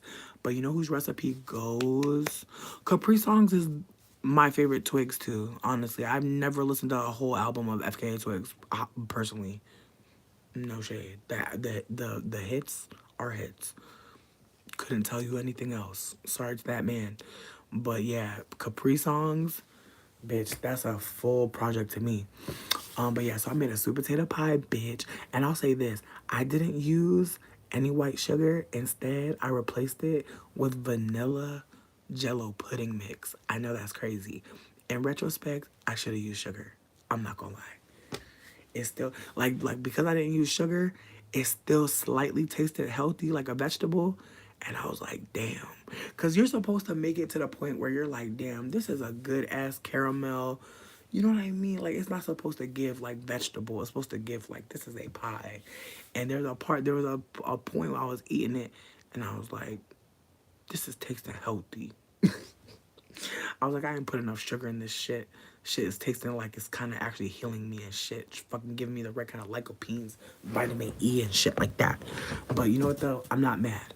But again, I will be trying again. I got like the double pie crust bullshit. Cause bitch, I wasn't making no fucking pie crust. I'm not that elder. I'm not making no fucking pie crust. That's crazy. I'm gonna buy the shell, bitch. But the shell, I really wish I did make my own pie crust in retrospect. I think I need to fucking learn how to make pie crust, bitch. I hate that for me. I don't want to learn how to make pie crust. I just feel like I'll be too powerful then. What's gonna stop me from pieing all the time? Bitch, that's the last key. That's the last key that I need, bitch. Fuck. It's just dangerous.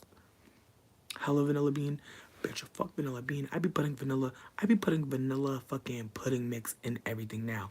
Cause I'm like, fuck a vanilla bean, bitch. I want vanilla pudding. I even add a vanilla pudding mix to the cookies. No one can stop me. And my thing is this, because it's not a liquid, I feel like it hits with the vanilla in a different way. It's a different expression of vanilla. It's a dried vanilla. So I feel like it has more of fragrant.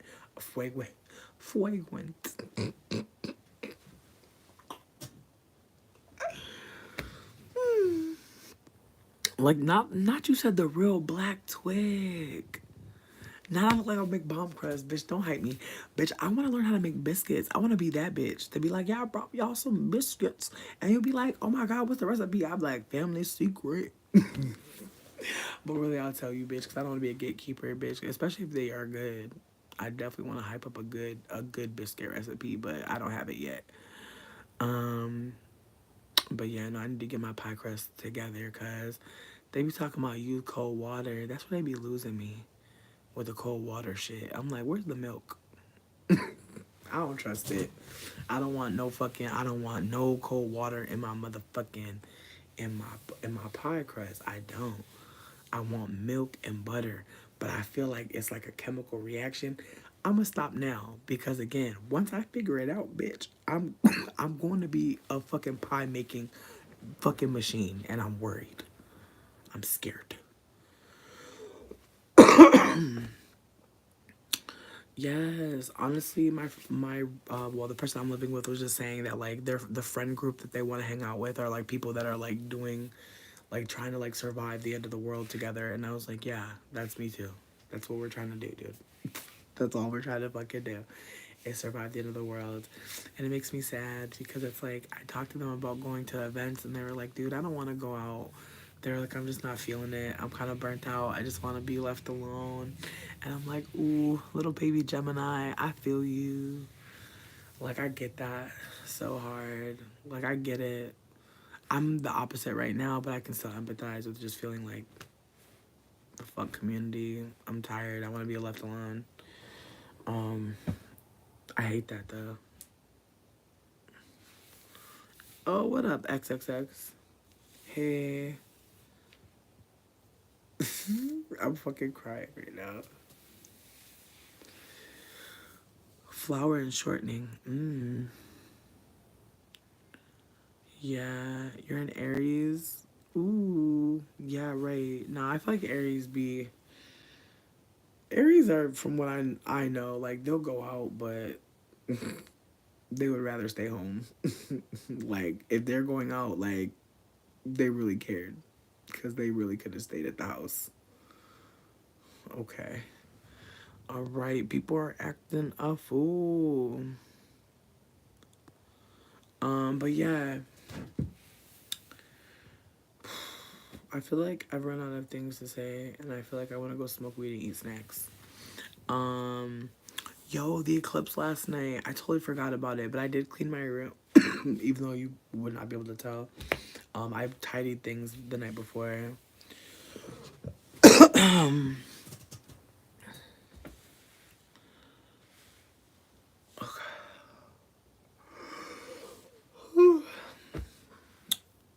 Damn. Yo, I be forgetting that the internet like has all ages on it now. Like it's not just like I remember feeling like a millennial, like feeling like the internet was like just us. And like now like just realizing that like we're like just because I'm like in my 30s, like there are people who are like in their teens, like just online, just existing, saying whatever. And like the ways that we were in our teens online existing saying whatever, and like that's just gonna keep on happening. And so even like the people who are young today online just saying whatever, like one day they're gonna be older and they're gonna be online and they're gonna be like, damn, that's a fucking fetus. Like that's how I feel whenever I see some of y'all. I'm like, oh, little fetuses, hello. Like I hope all is well with you. You know what I mean? I hope that you get to take care of yourself. I hope that you make time for fun and friends. You deserve to have love and excitement. I hope that you don't spend all your time online. The internet is cool, but I hope that you connect with people in real life because you deserve that. You deserve connections in real life. And I also hope that you do things that just make you happy, even if they don't involve other people. Honestly. So yeah, that's really all I had to say to the younger people that are obviously here. I hope that all good things happen to you. I hope that nothing but uplifting things happen. Well, I mean, that'd be kind of fake. I hope that things that happen to you that are not uplifting, they don't fuck you up too bad, but you're actually able to like hold the humanity for everybody in the situation, not just yourself. Right, I'm dead. Mikey, not even more depressed. I just feel like I'm not even like depressed. I'm just like, I'm hoping that, like, as an older person, like, I'm just giving, like, babes, do your best. Not I'm 18, I'm crying. Not you broke out of character. Hey, Mikey. Hey, Mikey, we love you. Yeah, and that's not a problem. You being young is not a problem. It's okay. Yeah, it's okay. It's all right. But like, listen, I feel like we have to be mindful. Like, how I'm a teen. I'm dead. Right, right, right. Think about being 18 in 2023. That's got to be a mind fuck, honestly. So let's be not too much on Mikey.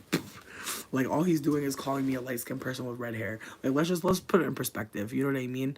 Like they're like, even if they are trying to make fun of me, people aren't really making fun of Ice Spice. Like she actually is getting a lot of fame for just being a light skinned person who doesn't really do that much. So like let's just hold space for that. Not too much on Mikey.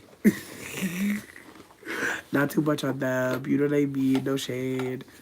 I couldn't imagine. Like, do you see the price of wings, bitch? We got to grow up in a time where wings was affordable, bitch. These new little fetuses, bitch. They're paying $20 for 4 wings, bitch. Let's give them a little piece, if we can. I'm just saying, show them some grace, bitch.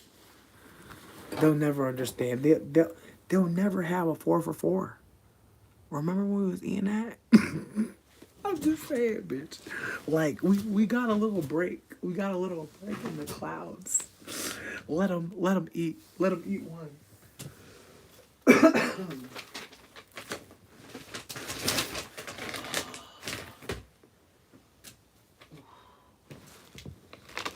Yes, bitch. I'm at the bottom of my fucking weed bag, bitch. I got some shit called Candy Store. It's nice.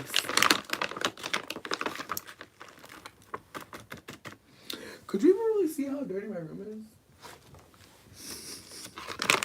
Could you even see? I don't think you could even see.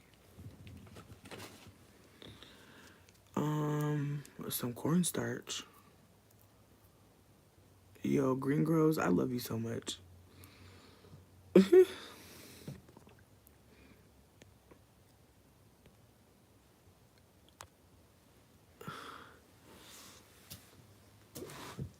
Not your 12, bitch.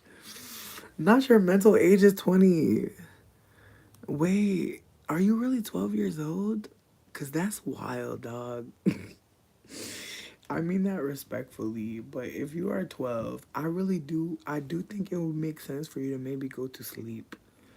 Read a book that interests you. Um, Neopets, that exists, right? What about Newgrounds? Newgrounds still going around? Is freetetris.com still happening? Because there's a couple places where you could go online. No shade. I think Yahoo Pool still exists. I would not talk to people in the chat if you are a minor, though. I am not trying to be shady. Not if they're 12, they're on a good path. I don't know. We cannot say that in good faith. We cannot say that in good faith. A lot of people can just show up at a live. Like a live, don't care who goes to it. You know what I mean? So I'm not trying to give them too much or too little. I'm just saying, I'm glad if they come through and they're feeling good about it. But honestly, I feel like I talk about so much different shit that I can also hold that like someone being under 18 finding my content that might that might glitch them a little bit. I'm gonna be real. Like, bitch, I'm glitched off some of the shit that I be saying. Like, some of the shit that I've said, I'm like, whoa, whoa. Or some of the shit that I've held or I believe. Like, it's a lot. So, I can't imagine a child hearing that. Yeah. I don't even know what the fuck I was doing at 12, bitch. Not Krishan. Here's my thing, though. I don't even understand what's going on with the Krishan Blueface shit. I don't even understand. Like, there's a part of me that's like, are we watching child abuse unfold as entertainment? Okay. Because, like, I'm just not understanding it. Like, every week I hear about them fighting, breaking up, a new baby, a old baby, the baby crying. I'm just like, what's going on? It seems like we're beyond, like, reality TV, and now we're just watching abuse as entertainment. Like, we don't even need a set. We don't need a camera. We just need to hear from the abused, and that is the entertainment, and it's getting picked up on the news, but nobody going to jail, no consequences for behavior. I'm not understanding it. That's why I haven't even engaged, because everything I hear, I'm just like, what, what, and I just have to walk away, because again, I'm not understanding it. There's a lot of things I'm not understanding these days, and I feel like that's neither here nor there. They're trolling and getting dollars and attention. Okay, but here's my thing though. At what point is it not a troll and it's like the real world? You know? Like, are they both in control of the narrative of what's happening? Cause I'm hearing from y'all. Y'all are saying pimp and hoe. That's a control and controlled. Like, that's a power dynamic structure where one person doesn't have power. So that's why I'm just trying to check in. Like, are we watching two people abuse each other equally? Or are we acknowledging that, like, one person has more power?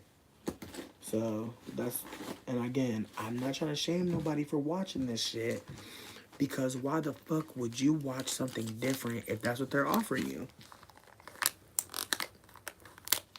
Like, we can't really get better shit if we don't know what we're watching is shitty. Like, I feel very strongly about that.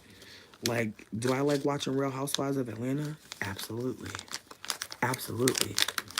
Can I acknowledge that they used black women to launch multiple franchises off the back of gossip and drama, and the collateral damage was many black women's actual full lives and careers? Yes. So I feel like we can enjoy things on TV and still hold space for what we're also seeing. Cause think about it, it doesn't sound like anyone's really entertained by what's happening. It sounds like we're all being traumatized collectively as a way to make money. So I just want to put that out there. And I feel like this is not new. What's his name? Jerry Springer does it all the time. Jerry Springer literally weaponizes disenfranchised people against each other to make money. But at some point, people saw it for what it was, like lowbrow, not worth our time. But I do think that, like, people are talking like the dumbing down of America. I don't feel like that's what's happening. I think that, unfortunately, because white supremacy predicated itself on being better, once anyone who is non-white assimilates into whiteness, it has to change. There cannot be too many assimilated people. Like, and I feel like that's how colonization continues. Is like they have to keep raising the bar for how colonized you gotta be to be assimilated. Like, for instance, like growing up, some of us were put in schools where, like, you were in like a parochial school, right? You had to wear a uniform. Like, no tea, no shade, but like kids that grow up in and like you have to go to school, you have to wear a uniform. They're kind of teaching you automatically like how to shut the fuck up and be like everybody else, so you can, have a job, not be alienated, not be disenfranchised. And a lot of y'all who went to private school will probably note that there were not a lot of people of color there. And that's by fucking design. And so, the less of yourself you see, the more you may strive to continue being. Not bell hooks. You are so fucking kind. honestly, I think Bell Hooks is really cool. It makes me sad that people kind of drag her for like being a landlord, cause it's like, dog, I'm sorry, but like at some point, if you're someone that's like making money off of like your talents, and it's like, what talents does Bell Hooks have? It sounds like she's a philosopher, you know, a storyteller, a speaker. She has so many hats, so like, why shouldn't she be able to make money? But at the same time, it's like, I feel like that's the conundrum of it all. It's like, how the fuck do we have money to be some, like, how can we become something and then we get money? How do we ethically hold that? I don't know. Of course, bitch, because I'm about to leave. I'm about to go smoke this and have a little moment with myself. I gotta find my lighter though. But I feel like it's close by. It's never too far from me, bitch. My bitch always stays close. But before I go and while I try to find my lighter, I want to just acknowledge that all of y'all are fucking important and special. And I'm not just saying that to be like an influencer. I'm saying like we all have innate worth, bitch. For real. Sorry for calling you bitch if you don't identify as a bitch. But genuinely, like we all have innate worth. And it's not something that people tell us enough. I definitely wasn't told enough. Thanks for spending time with me. But with that being said, because we all have intrinsic worth, that means that when we make requests, when we ask for care, support, love, attention, time, we deserve to be honored. And I'm not saying that everybody's gonna have it every time for us. Like, we're not gonna always be able to get the love that we seek and that we need. And that sucks. It sucks a lot that we don't always get that. Like, I don't know what to say. Like, it hurts. It hurts a lot. Like, I don't think, I feel like that's just like I was saying earlier. There's no word for the pain that comes from not being heard. Like when you're young, like when you're just starting to learn language. Like I feel like that's the thing. Like when you first learn to speak or you first learn to read, like if no one's really pouring into you, that can be so confusing. And I feel like some of us, we turned to music. We turned to music because it was talking to us. We turned to the books because they talked to us. We turned to the art because it talked to us. And so I just want you to know, like, that shit is the real you. Like, the real you is the you that comes alive when they hear the music, when they read the poem, when the, when you get the art stuff out, when you get your paints and your pens, like, that is who you really are. Like, when you're around the things that make you feel alive, that is who we are. And it sucks because we live in a world where we have to keep on finding ourselves over and over again because we have to leave ourselves sometimes. It feels like, at least, like we have to kind of like leave what we're going through, what we're feeling to like be present in some other shit. And so I'm just trying to hold space. Yes. Word. Yeah. Oh, wow. Oh, I really love No Name. They're really fucking cool. I really hope they're having a good life. Like, I really do. Like, they're so fucking inspiring. Like, just the ways that they've created so much space, like, in community. Like, they're fucking artists. Like, I'm not saying that they don't need to be teaching. Like, I'm not saying that at all. But it's just like, damn, it makes me think of this book called All the Black Girls Are Activists. And I would suggest everybody read that book. That's required reading. Okay? We're gonna start having a reading list up in this bitch. And honestly, we might actually just listen to some audiobooks together because I feel like that's more inclusive. Because not everybody has the capacity to read. And baby, I'm an audiobook person anyway. So, not monetize my IP. Listen, I appreciate this. I appreciate all of the care. I do. But I also feel kind of like, you know, like I just don't know. I want to be able to come through and just exist, but I also need support, and I just don't know exactly how to monetize what I'm offering in that capacity.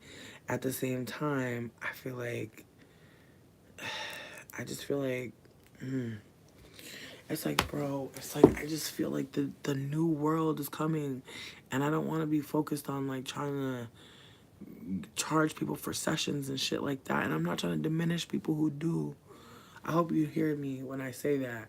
I just mean for me, like I just wish I could come up with an idea or a way to survive, to like take care of myself that's sustainable.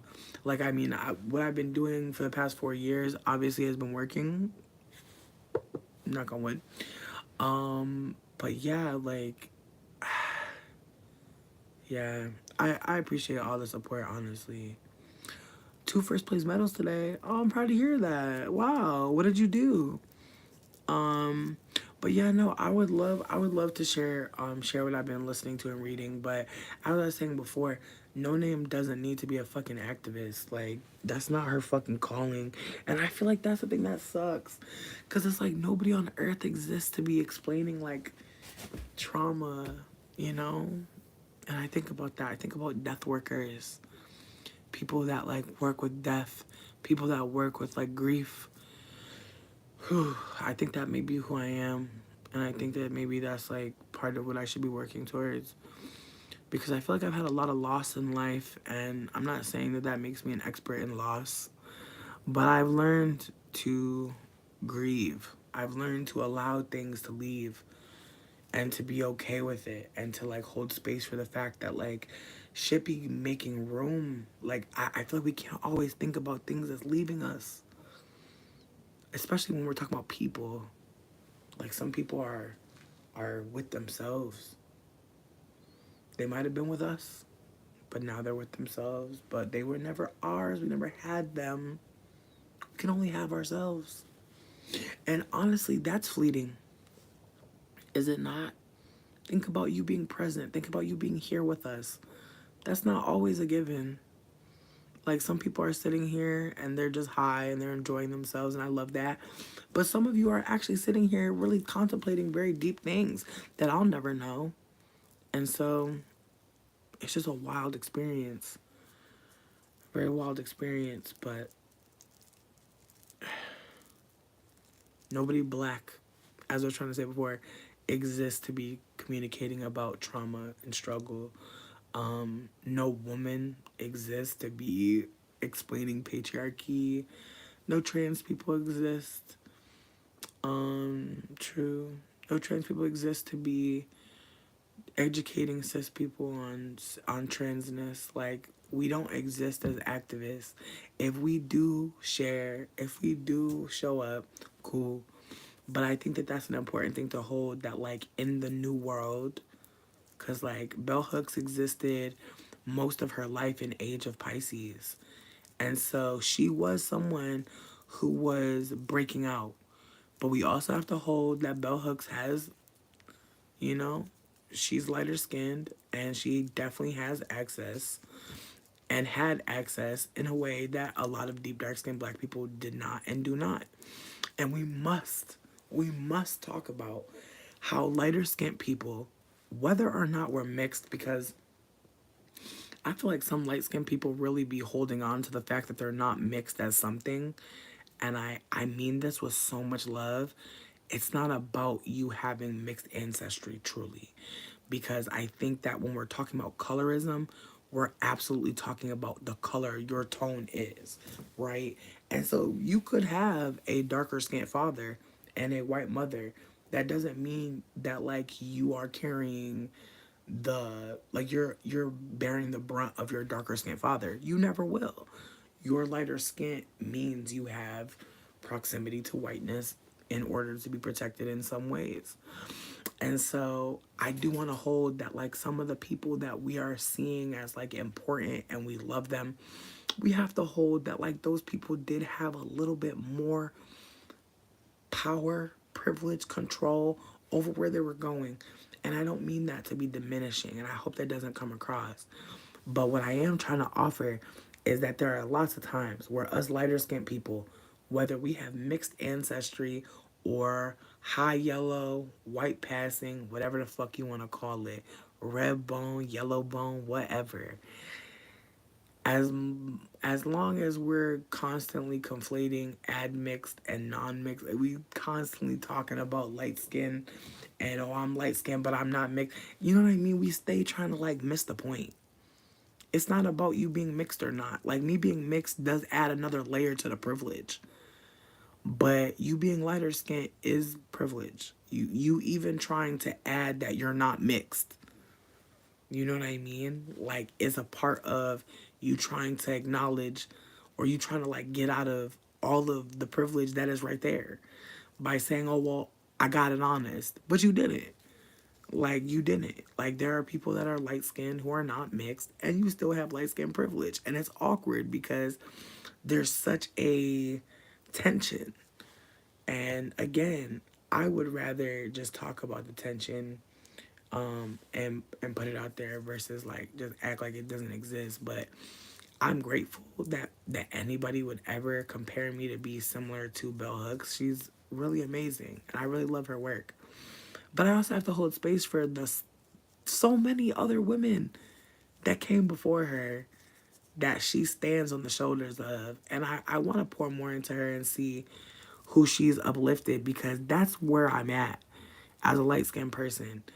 Like, if I don't have at least 5 darker skinned people who can do the thing that I'm talking about that I can share with you, why am I talking about it? And that's how I feel. Because a lot of times, us light skinned people are wasting time and missing the fucking point. It's not about whether or not we got our light skin privilege from this or that person or this or that way. It don't matter. What matters is how the fuck we're using it. Cause people will look at a light skinned person very quickly. Like look at Ice Spice. I mean no shade, but people keep talking about Ice Spice all night. People keep bringing up her name. But one thing I want to hold space for is that Ice Spice is not talented. She is a very mediocre rapper. I think we can acknowledge that. I think we can acknowledge that. I hope we can. But because she has light skin, because she is mixed, because she is using blackness to her benefit, she's winning in this way. That, my fave Flo Millie, like, where's Flo Millie? Like, I was just listening to Week in the shower, and I was just like, what the fuck? And again, like, this is not to be like on some like I'm the light skinned person that be seeing the shit. I don't be seeing the shit. I didn't see the shit. I had no clue. And I don't want to act like I know anything in terms of colorism because I don't. It's kind of like a white person being like, I know how white people are. They don't. I'll never know how us light skinned people are. All I know is how I've moved and what people have explained to me graciously and how people have talked about other light skin encounters to come up with what the fuck I'm saying right now. Anthony, boo, I love you. Um, Yo, okay. No, Flo Millie should really be doing numbers, not Wet Possum. I mean, I hate to say this, but I feel like I only hate to say this because I feel like the threshold for bullying around lighter skinned people is thinner. Like I feel like I'm like choosing my words carefully because I don't want to be seen as bashing this person. But I feel like the thing that sucks is like anything I say is kind of crazy because it's like bitch, if I don't want to say if I feel like Ice Spice's career hinges on her being acceptably attractive. And when I say acceptably attractive, I mean that like there is a window for attractiveness in our world that we've been perpetuated on. Like people have been projecting this onto us. It's kind of like when we watch a movie and we see like the blonde girlie in the front and she got money in a car and we're supposed to be like, okay, that's the girlie. You know what I mean? It's like there's ways that we're supposed to look at people and quickly appraise like, oh, you have worth. Oh, you're important. And with that being said, like constantly it is white people being shown as worthy. It is light skinned people being shown as slightly less worthy, but still very worthy. And the darker you get, the least likely you'll see these people even shown on screen, let alone in a position of power in the front being that girl. So, like, when we see a Ice Spice and we're like, she not that talented. When we have to whisper about the lack of talent someone has, when we can see clearly the talent that someone who is deeper, darker skin has, but yet, and like, it's just like, it's bizarre. Like, we're sitting here, like, acknowledging that Flo Milli is, like, amazing. But at the same time, we over here, like, I expect, and it's like, wow. See, I didn't even notice that, and I feel like that's even weirder because, real talk, like, JT has talent. Like, again, like, the girls that have talent are the ones that are being benched. The girls that don't have talent are literally on a stage. On a stage. With her ass out. Wearing the tiniest little fucking dress. And the dress wasn't the problem. And the outfit wasn't the problem. But it's just like, sweetie, they got you out here with your whole ass out in kitten heels. But again, when us mixed people be stealing from black people and be using blackness as a prop, we're gonna always look like that. That's why Doja Cat look like that. And I be looking at people who like Doja Cat and I be like, y'all don't see what's going on. But why would they? Because again, us mixed light skinned people get a wide berth to act a fool. People be taking the fucking Doja Cat shit like so fucking deep. Like, people be like, oh my god, like Doja Cat doing demonic shit. It's like, no, bitch. Doja Cat is dipping into her white ancestry. She dipped into, like, that's the thing. Like, us mixed people can give away recipes. When Doja Cat first got on the scene, let's be clear, she was pantomiming Nicki Minaj. Like, her whole flow and style, let's be fucking clear. Like, Doja Cat literally is Nicki's son, bitch. And it's wild to me. It's wild to me. Like, I feel like we don't lift it up enough.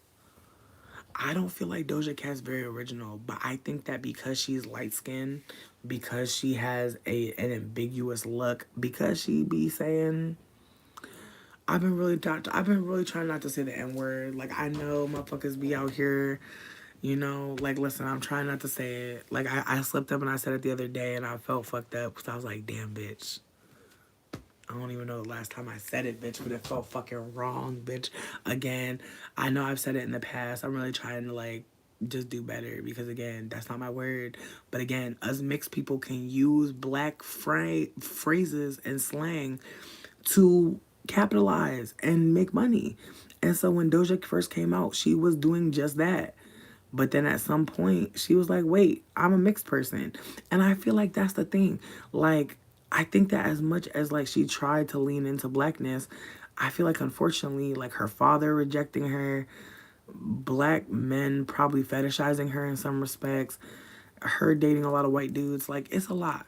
It's a lot. I see a lot of trauma there, and I'm not trying to be picking on her and I think I'm just saying, like, being mixed means that we have access that's not really gate kept in a particular way. Cause like a lot of black folks will think that we're trustworthy. Like that's the fucked up part about it. Is like there are black people that like Doja Cat and they think that she's worthy and she's a good person and that maybe she's just a little bit misunderstood. They won't see perhaps that like she's a mixed person who has a little bit too much access to blackness, sonically, like black cool. Like, let's be clear, it's a lot of biracial people that do not make good music, that do not like do not try to well, how do I even offer this? Like, it's a lot of like, look at Logic. Logic is biracial, right?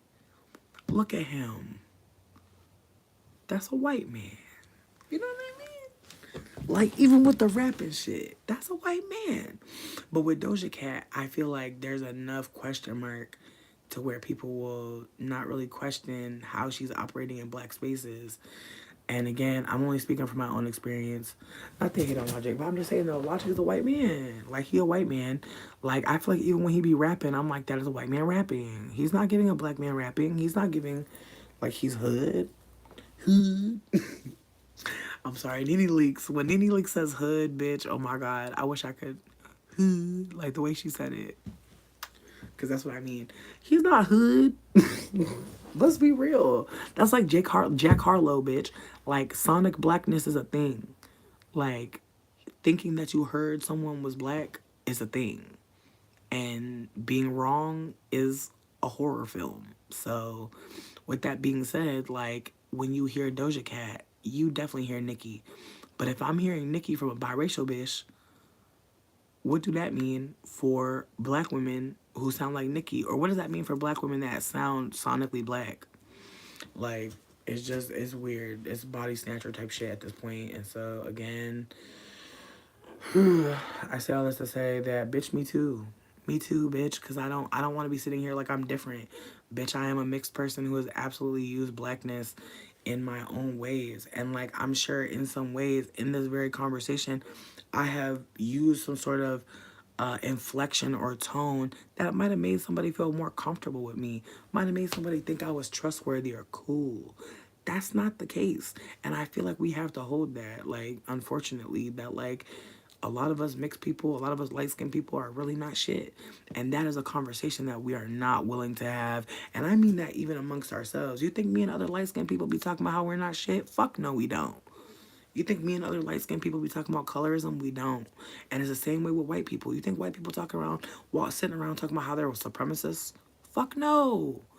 Like, if you're privileged, you're never going to have a moment with your privileged friends that's gonna feel like the moment to be talking about how you're all fucked up and like you're all like participating in a system. But it's important. That's why today I had a conversation, like we were doing introductions. Exactly. We were doing introductions at this thing today, and I was talking about how because I'm mixed, like white people will use me to like make it seem like their space is inclusive. They'll use me to make it seem like they're a good person. They'll use me to say, "Oh, I have a friend that's not white," like, and I have to hold like why this white person is my friend. Like I have to think about why this white person is holding me close.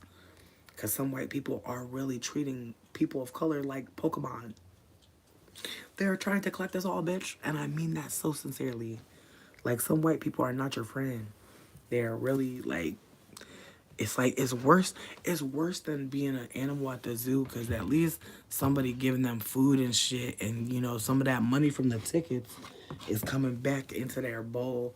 Like, some white people really just hang around you because it raises their you know what I mean? Like it makes people think like, oh, that's a cool person or they're a good person. And that's a scary thing. Like I'd be scared as fuck sometimes dealing with white people because I'd be like, damn, are y'all cool? And like a lot of times no.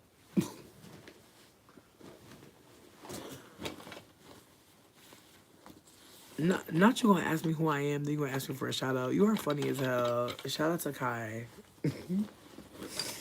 The silliest one. Not you gonna yell, not you yelling. Not you double texting me in 1 second. Damn, babe. But yeah, no, it sucks because like white people really do like want you a lot of time. At least in my experience, white people really want me to confirm that they're cool, that they're not bad. And it sucks because honestly, that's a lot of power to be giving someone who's privileged. Like I can't really, in good faith, tell nobody white shit about shit because I don't know, and I feel like that's an important thing to say that I don't know. I don't know how racist your ass is. I don't know how anti-black your ass is. I don't know how fucking racist or weird it is. I don't know. You're welcome. But yeah, no, I feel like white people really want me to confirm or deny how fucked up they are. And I'm like, I don't know. And I want us to consider that, like, it's okay to not know. It's probably for the best that you don't know. But also, it's accurate to say you don't know. When you're not experiencing the brunt of anti-blackness, you don't know. You don't know. I don't know. And so I'm trying to embrace that because I feel like a lot of my trauma in life has been trying to, like, just be be useful, not waste anybody's time, not be stupid. And I feel like that's a very ableist thing to say, but it's the truth. I've been trying so hard not to seem stupid that I've not asked questions. I've not said what I needed. I didn't say what I felt because I'm trying so hard to not seem dumb. And again, that's ableist words. Like, we shouldn't be calling people dumb or stupid. That's actually not even a real thing. Cause think about it. If we're calling people dumb, right, then that means that there's a way to be smart. That means that we have already agreed, seemingly, that there's a way to be smart and there's a way to be dumb. But my thing is this: if there are people that are smart, if we're saying that this person is a smart person, what are the parameters for that? And we don't really think about it. We're not really talking about it. Like, I feel like as a friend, I'm really good at like knowing, like, I'm good at remembering things about my friends, little things that they love, little things that they appreciate.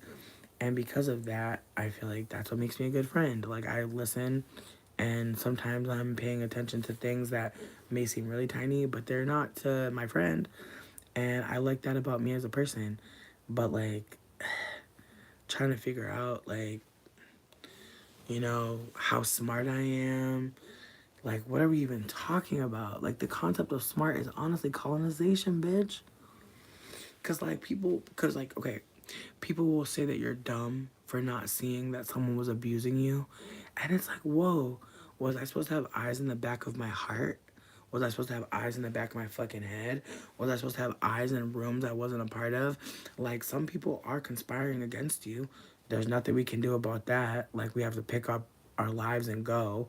But I feel like it's bizarre to think that any of us should be waiting for the drop on our life. Like, that's not realistic. Like, people really shame you and be like, why didn't you see that your life was about to blow up? And it's like, are you okay?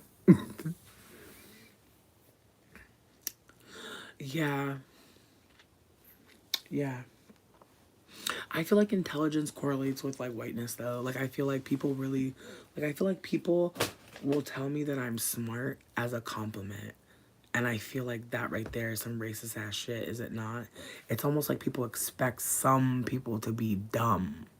And I wonder why I've spent most of my life trying to appear smart. It's anti-blackness, bitch. It's always anti-blackness. Like, let's be honest.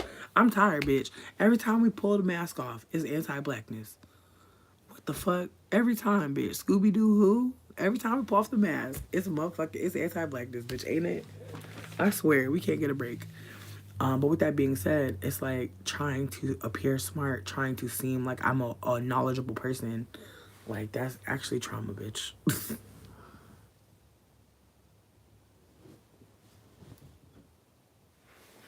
Wish there was a cat in here. I thought I heard purring. I'm gonna go smoke a spliff with y'all outside because, like, honestly, I don't want to say bye yet. I don't want to say goodbye. What song is that?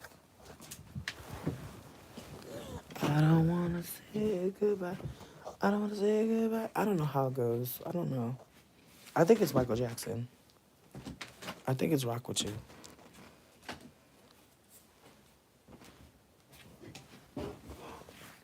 It's great. Benny.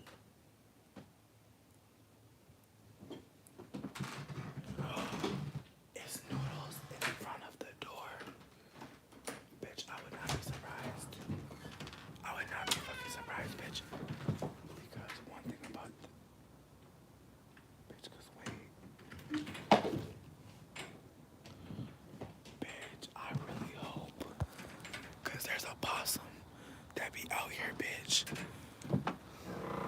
And I'm praying that bitch ain't coming out when I'm coming out. Cause I ain't trying to be out here with the possum. You heard me? I ain't with no silly shit. Mr. Possum. Fuck that, leave my lighter inside. Bitch, I strategically tried to put my fucking lighter. God damn it. How I get all the way outside? I don't got no fucking lighter. I don't even got a lighter outside, bitch. I need to put a lighter in one of these pumpkins. I'm playing.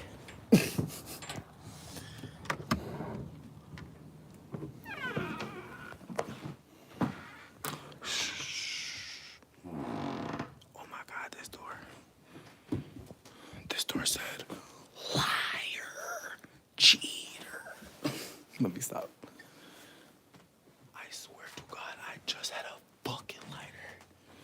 Like I feel crazy right now. I held, oh bitch. ADHD is crazy. ADHD is fucking crazy. Good baby.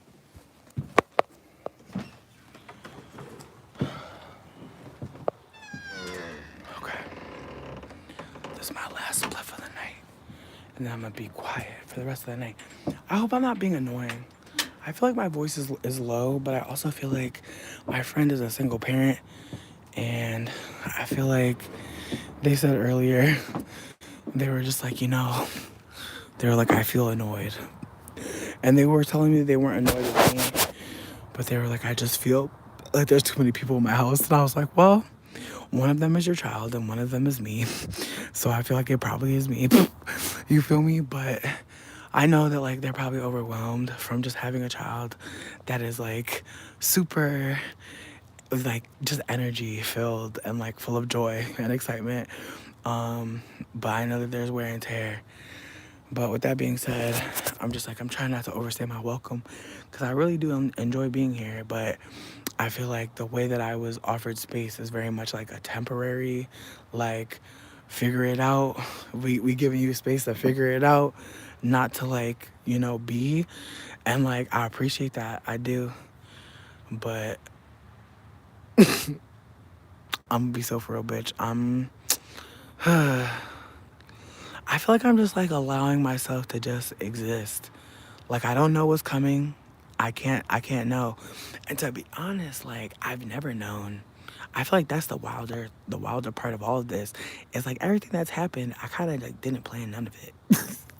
So I know there's a part of me that like wants to kind of try to set something up, but there's a part of me that's just kind of like, yeah, I'm gonna just go with the flow. And again, not saying that I'm trying to be like whatever happens is whatever, but I feel like I'm not trying to force. I'm not trying to force it. Like if I'm supposed to be here for another week, another 2 weeks, okay. If I'm supposed to be moving out in December, okay. Like I'm just trying to like allow myself to like go through what I need to go through and not try to rush it or make it seem like I'm doing something wrong. Baby, I'm just fucking existing. Like all of us. And that's fucking scary. Like I know I'm not the only person who's like, how the fuck we gonna do all this? The first is coming. Me too, baby.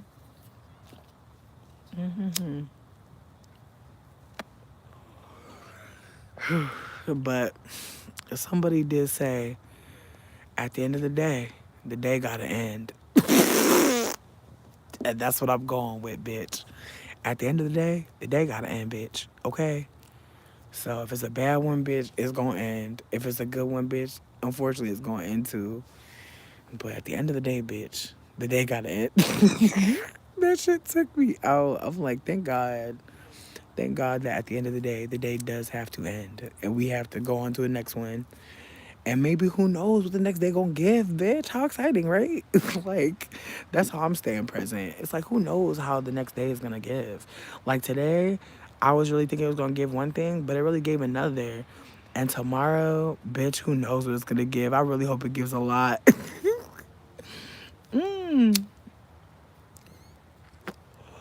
Really hopeful as fuck. But I can't call it right now.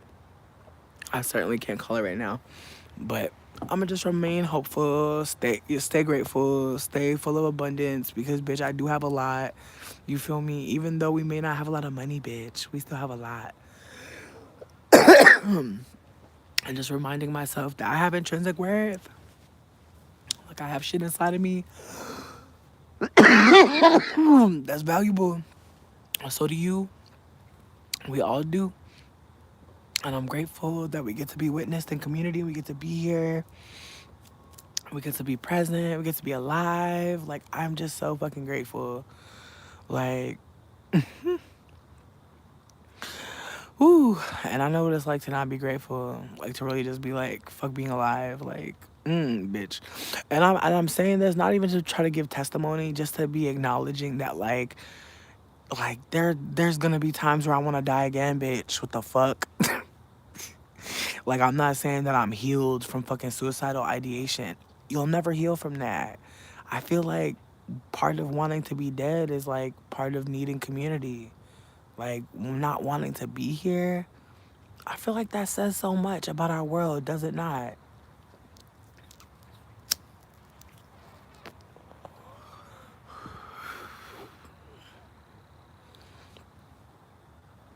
Like, even if you say you don't want to be here, the way people treat you, like, people really treat you like something's wrong with you.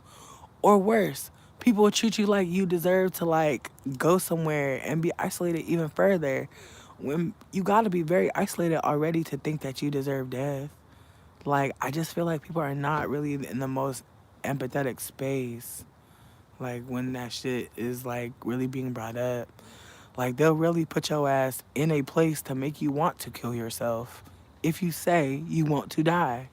So, yeah, I get why people don't talk about wanting to be dead because bitch, you might fuck around and actually be in a situation where somebody kills you or you get put on medication and then it gets worse or something worse. Like it's just so many ways about like once you reveal that you are mentally checked the fuck out to the point where you do not want to be here anymore, I feel like people don't hear you. They really don't hear you. They immediately want to be like, "What's wrong?" And it's like, "Bitch, are you kidding? Are you fucking joking?" Like people be really asking you why you want to die in a world that charges you to fucking drink water. It seemed bizarre to me too. But when you really talk to anybody who's not there with us, they'll be like, "Oh my God, you need help, girl." And it's like, yeah, like the whole world, though, right? So, yeah, like I'll never shame anybody for having suicidal ideation. I could absolutely empathize with being like, I'm kind of good on being here. I used to feel that for sure. Like I used to really just be like, it's okay if I died tomorrow. And there'd be times where I'd be so stressed out that I would want to be dead. Like I'd be like, actually, if I was dead, I wouldn't even be stressed out. And it's like, damn, bro, I gotta die to not be stressed. That's not good. But I'll be honest with you.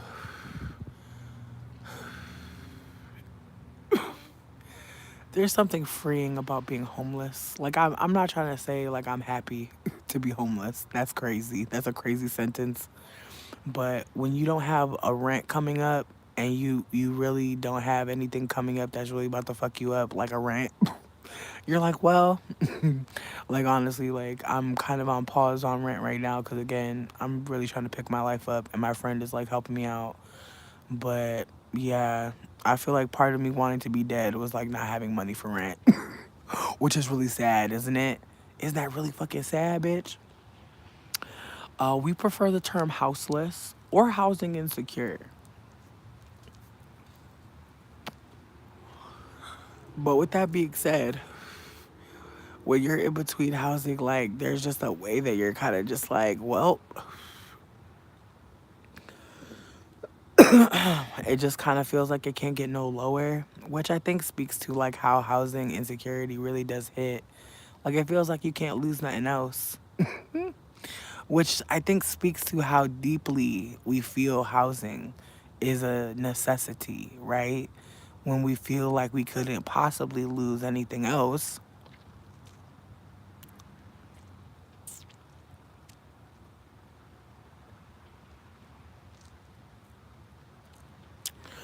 I don't know if seeking asylum is how I'd claim how I'd name it, but some people are seeking asylum, and I guess I'll hold that for sure. Um, I've never heard that term, so I guess that's why I'm pushing back on it. But it probably is appropriate for certain folk, especially given like what's happening in Palestine right now. There probably are many people seeking asylum, and so they wouldn't necessarily want to be called houseless because maybe they do have a house, but they don't have a home. That's safe. And I feel like that's another type of houselessness, right? And housing insecurity. So thanks for uplifting that, Big Cash. We appreciate you. But yeah, no. there's just a lot of trauma, a lot of bullshit to unpack for all of us, right? And so I don't expect anybody to get it right on the first time, and I also don't expect people to be perfect. I feel like it's very realistic that we're gonna fuck up a couple times at least. And so, I just want to say, if it's you, if you're out here fucking up, I love you, and I'm sorry that you're going through something that's got you out here wilding and bugging. You know, sometimes we just be dysregulated as fuck, and people think we're a bad person, but really we just didn't have our needs met in other ways, and we was lashing out. That don't make us. That don't mean that like what we did wasn't hurtful, but it does humanize us enough to hold that like we made a mistake. You know, like sometimes you just made a mistake. It's not that you can't go back and say sorry, and it's also not that you can't grow from it. Like some of the shit that like we really are ashamed of, that's a moment to really grow and say, fuck, I never want to do that again. Like use your embarrassment to inform you on what the fuck is good behavior for you to be doing. Cause some people treat us like pure shit, and we look at that and we're like, wow, I would never do that to you. Keep that energy, and get your ass around people who feel the same way. But some people don't know how they would treat you. At some point, they just start treating you some fucked up way. Like some people really you don't see coming. And I don't want you to think that you gotta spend the rest of your life looking over your shoulder for somebody to come fuck you up. The reality is you just gotta stay present. Ask yourself how you feel. Like that's the key, bitch, to everything is you. How are you feeling around this person? What do they make you feel when you leave? Like when you walk away from them, are you happy? Are you full? Are you excited? Do you feel like you've had your cups poured in? Like, do you feel like you've been poured into? Or do you feel like you've been sucked dry? You gotta really start asking yourself how you feel. Because a lot of times, again, we learned all this language and we be talking so fucking much, we don't even be figuring out what the fuck we're feeling. And some feelings don't have words. So just know that some shit you're gonna sit with for a minute and it's not gonna be nothing you think.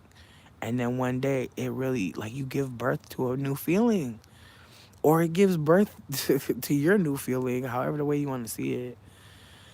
But yeah, I gave my number to this Uber driver, and I started feeling weird because I was like, because like he's so fucking hot and funny, but like I don't know. I feel like I'm used to people just like sucking my dick like real early, and I feel like I'm trying to like let the shit build. But at the same time, it's like, bro, I want someone to suck my dick. I want someone to like suck my dick. And tonight, like, I talked to someone and they were like very praising of me, and it was nice. But at the same time, it's just terrifying because it's like, damn, it's like I be wanting connection, bitch, but I be so fucking terrified. And then I have to remind myself there ain't no right time to be connecting with people. That's the fucked up thing about life. Is you gonna think you not ready, bitch. You probably are so fucking ready. But the thing is, are they? Only time will tell. Um, mm, wow, need lick one. That's so true. Nah, it's not a iffy take at all. It's true. Like when people perceive you as attractive, they do give you a little bit more grace. I feel like I know that firsthand. Like I feel like people have like wanted to fuck me for a long periodically time, and because of that, I feel like they do treat me differently. And I feel like when people don't want to fuck me, it be confusing because I'd be like, oh damn, okay. I know that sounds terrible, but it's the truth. Like I just feel like people like literally like either are really attracted to me or like really like the way that they're acting towards me is just kind of like, damn, like what did I do to deserve this kindness? Like I'm not saying I don't deserve kindness, but sometimes like people being attracted to you makes them treat you in a way that feels bizarre. Because again, like being a fat person, like I know what it feels like when people don't like you. Like I know what it feels like when people are like they're disgusted and they really don't want you to think for a second that they like you. And that's such a feeling. Like my fat bitches know what I'm talking about. Like when someone's like trying to make it clear, like, bitch, I do not like you. And so when people are fucking really nice to me, I just feel like that's normal to me. And like I know in retrospect, like I feel like I'm realizing, not even realizing, that's the wrong word, but I'm holding that like a lot of the nice things people have done for me were because they wanted to have sex with me or because they were like this light skinned person is valuable to me in some way. And like, that's a wild thing to hold. That sometimes people smile in my face because I'm not a deep, dark skinned person and they can feel all these other feelings about me and they'll say things to me.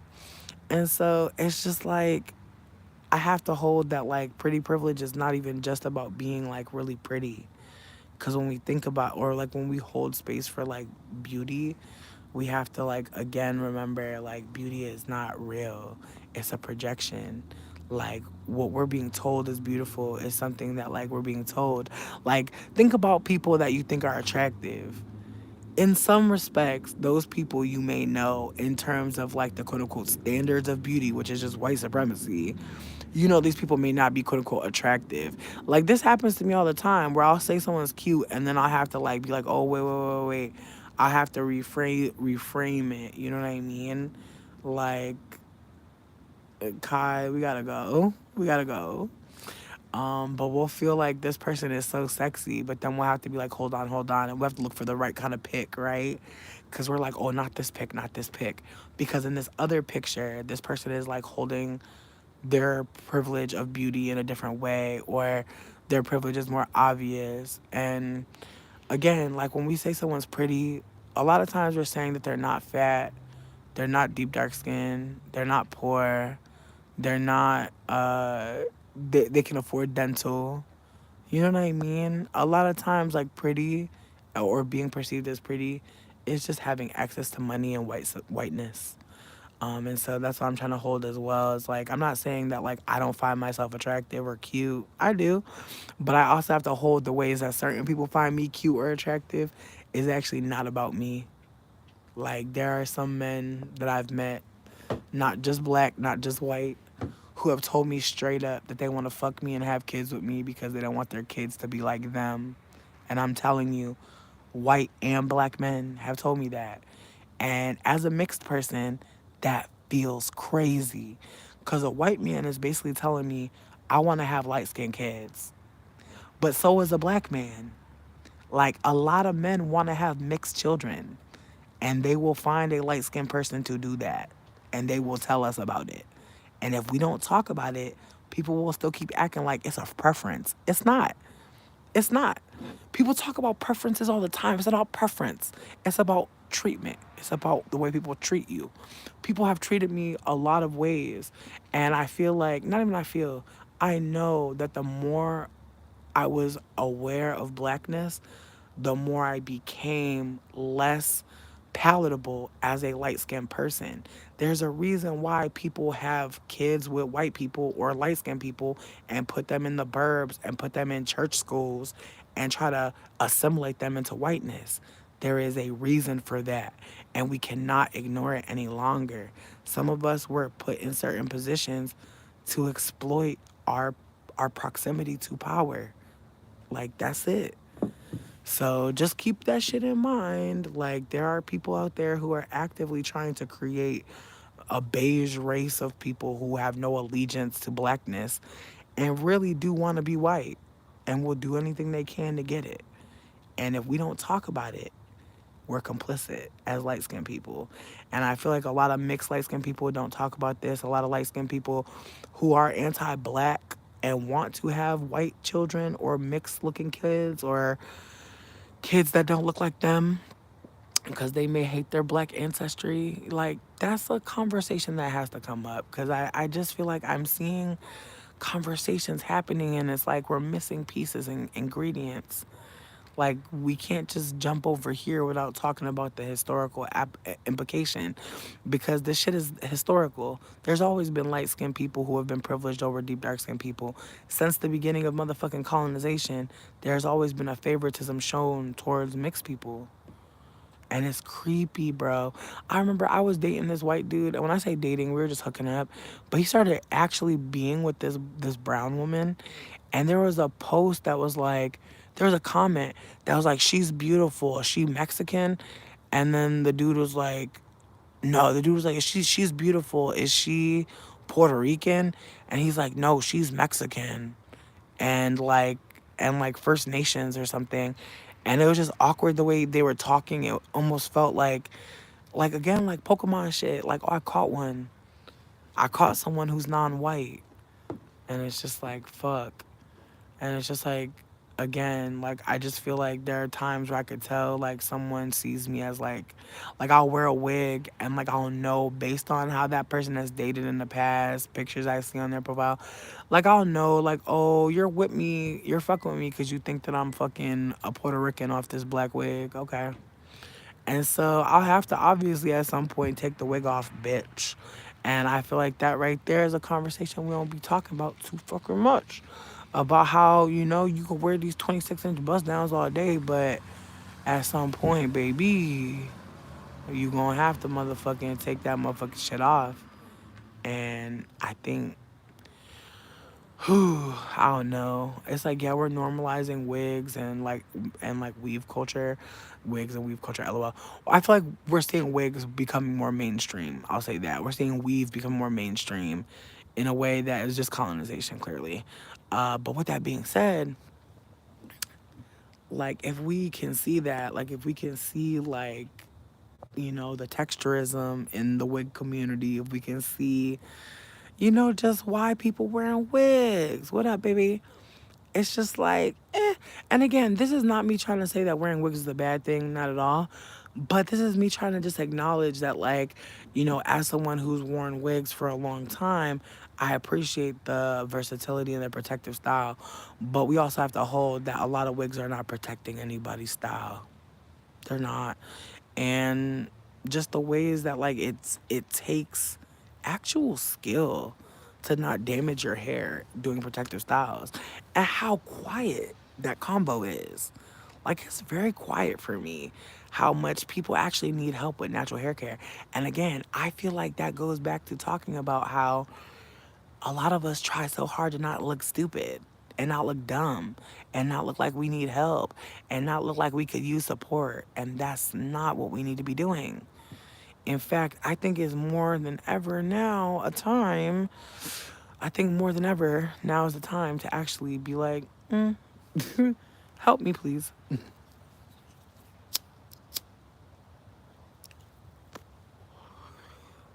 I actually can't do it alone. I actually need help. Hey, Star, baby. It is pride, but it's also learned behavior. Did your mama get help? Did your granny get help? Like some of us have only seen a woman just have to just fucking, you know, take a deep breath, get the fuck up and go. And I just want us all to know like that's not normal. Your mom didn't deserve that. Neither did your granny. And I'm sorry that motherfuckers wasn't fucking able to be helpful. And you was a baby, so it wasn't about to be you. So don't even look at yourself in the mirror as supposed to be a strong soldier for the family. You're not. But that's a whole nother conversation, is it not? That you're not supposed to be the soldier of the family, bitch.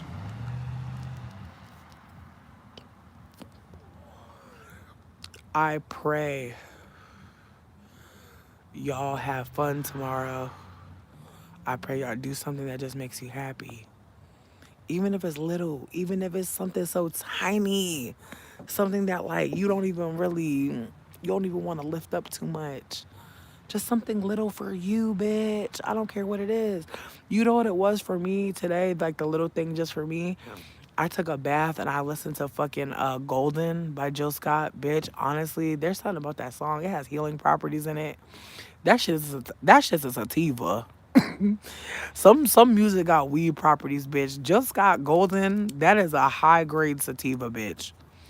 Bitch, the way you gonna be fucking singing, living my life like it's golden. It really matters to me, yo. Living my life. Bitch, with the motherfucking auto tune, bitch. Ugh, I die. That song is so good. But I washed my pussy to golden today, and I just feel like I wasn't about to have a bad day. I kind of knew that. But yeah, I had to slow the fuck down, bitch, and I hope you do too. Don't miss out on your life trying to rush.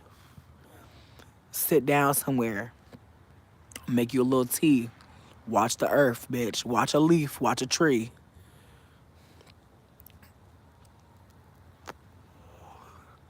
You're so sweet, Star Mac. Honestly, I would love to do stand up, but I'm terrified of like being on the stage. Actually, like as much as I like coming here and talking to y'all, I actually am not good on the stage. Like, bitch, tell me why I try to do why I almost called karaoke, bitch. Like it was teriyaki mixed with karaoke. Good night. But I did karaoke this one time. I'll never forget it, bitch. I tried to do Baby Got Back. My friend offered to do a backup dance for me. It honestly was such a special thing. I was in my hometown at a bar that I'm pretty sure was someone's house, but they only let us into the bar part, bitch. I don't even know what to even say about any more of that. But I was at a karaoke night. They had a drink special called Jungle Juice for $5 a cup. I said absolutely, I will. Drank 2 cups of that shit because I had $10, bitch. I said I would put all my money on the Jungle Juice. I'm not gonna fuck around getting nothing else. Bitch, I want teriyaki chicken too, bitch, and I want it from Sarku, Japan, bitch. I want if it ain't from the food court, if they ain't putting the cabbage, if they ain't pulling the cabbage off the shelf, I don't want it. If they ain't ladling on the gravy from that little side pot, I'm okay. Exactly, bitch. I got 2 drinks off of $10, bitch, and they was strong. I feel like she put a drop of Kool-Aid in there, bitch. With a fucking syringe, with a dropper. Like, literally 1 drop of Kool-Aid. That shit was light as fuck. But what I'm telling you is, I got on that stage to do Baby Got Back. And I want to say Baby Got Back is a very easy karaoke song. It's not that hard. Sarku Japan all day, bitch. Okay, Bleeda. Okay, baby. We see you, babe. We see you. You getting a timeout for 5 minutes because you need to take a chill pill real quick. Because, babe, you a potato, but potatoes can't even text. You threw off the whole chat with that. We was confused. Okay, birthday weekend. Enjoy, baby. Okay, Scorpio. You Scorpio as fuck. Okay, on the most hollow of eves, bitch. We're on, bitch. I'm high and I forgot the day. Anyways, what the fuck was I talking about? Something. Okay, apparently I was talking about eating some Japanese food. I'm reading back. Oh yeah, karaoke. Okay, so I was trying to do motherfucking more garlic and ginger. You're not wrong. Listen, they making Japanese for the white people. You know white people can't do too much garlic and ginger. They die. The way white people talk about ginger be having me dead. Or garlic. They be like, oh my god, garlic? Ugh. I'm like, are you kidding me, bitch? Garlic smells good as fuck. More, please. Like, white people really hate garlic so much. It, like, scares me. It's like, y'all telling yourself a little bit too much. Cullen ass. Twilight head ass. Renesmee ass. Like, let me stop it. Motherfucking cold walkers or whatever the fuck they was calling them. Motherfucking the whatever the wolf tribe was calling them, bitch. I'm just saying, bitch. What in the Twilight? What did garlic do to you, bitch? Nothing. Anyways, but yeah, before we was talking about fucking the Japanese food and shit like that, we was talking about doing karaoke. I tried to do fucking Baby Got Back. Bitch, I was so drunk. I literally stopped in the middle of the set and just got off stage and just sat the fuck down. Like, honestly, I feel like that's the most Capricorn stellium shit I ever did. Like, I literally was 1 minute performing and my friend was like twerking. Shout out to B-Jack. B-Jack, if you're watching, I'll never forget you twerking on that stage, bitch. You were really holding it down. I'm ashamed at how I left you. I'll never forget that, bitch. I'll never forget that moment in my life. I was so drunk, but I'll never forget. My brain was very awake. My brain was very sober. And I was like, yeah, I literally, bitch, I sat the fuck down. They literally had, like, bitch, the DJ, the host, they got on the stage. They were like, are you done? Like they dead ass did a check-in to make sure I was straight. Cause I literally just sat the fuck down and just started drinking some water. And they were like, hey, are you good? I was like, yeah. I was like, but I'm done though. And they were like, okay. They were like, let's give it up for Baby Got Back. They were like, thank you for your participation. I was like, all right, cool.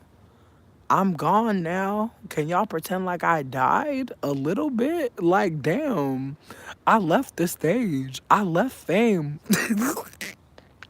Like I turned around, bitch. Stevie Nicks. I climbed the mountain and I turned around. Like, let me go, girl. I landslid. Um, Maybe they did. I don't know. But I was gone, bitch. Like the way they were talking to me, bitch, I was really trying to I was horse blinders. I was like, what?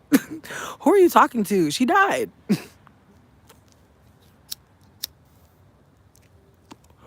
Honestly, bitch, you ever get like so drunk that you really think you could do anything, but then you start doing anything, and then your body is like, if you don't sit your ass the fuck down, you about to be that big bitch that fell on everybody, and then what? And what next? And that's really what it was. I just immediately was like, yeah, cause honestly, bitch, one time I blacked out off a dab, and bitch, when I blacked out off the dab, I woke up sitting on the floor with my legs bust wide open, coughing over a trash can. And from that day, I was like, oh nah, if I even think a blackout is possible, I'm sitting down. And I just wasn't sure I couldn't call it. I was like, this jungle juice strong as fuck. I feel like I'm really about to fall off this stage. And I can't be falling on everybody, bitch, because I'll die.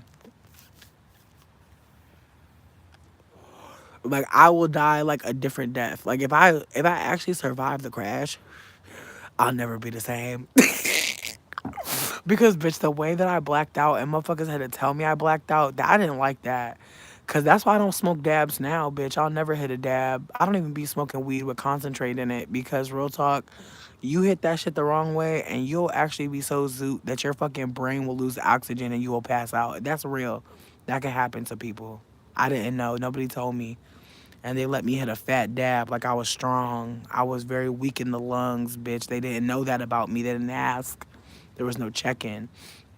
And so when I woke up off this dab, the first thing I asked my girlfriend, I was like, yo, when I fell, did they catch my wig? She's like, yeah, they tried to get the wig off the floor. I was like, thank you for telling me that. But I didn't like that shit. Why I gotta ask all these questions about what happened to me, bitch? What the fuck? They told me I fell into this man's knee, bitch.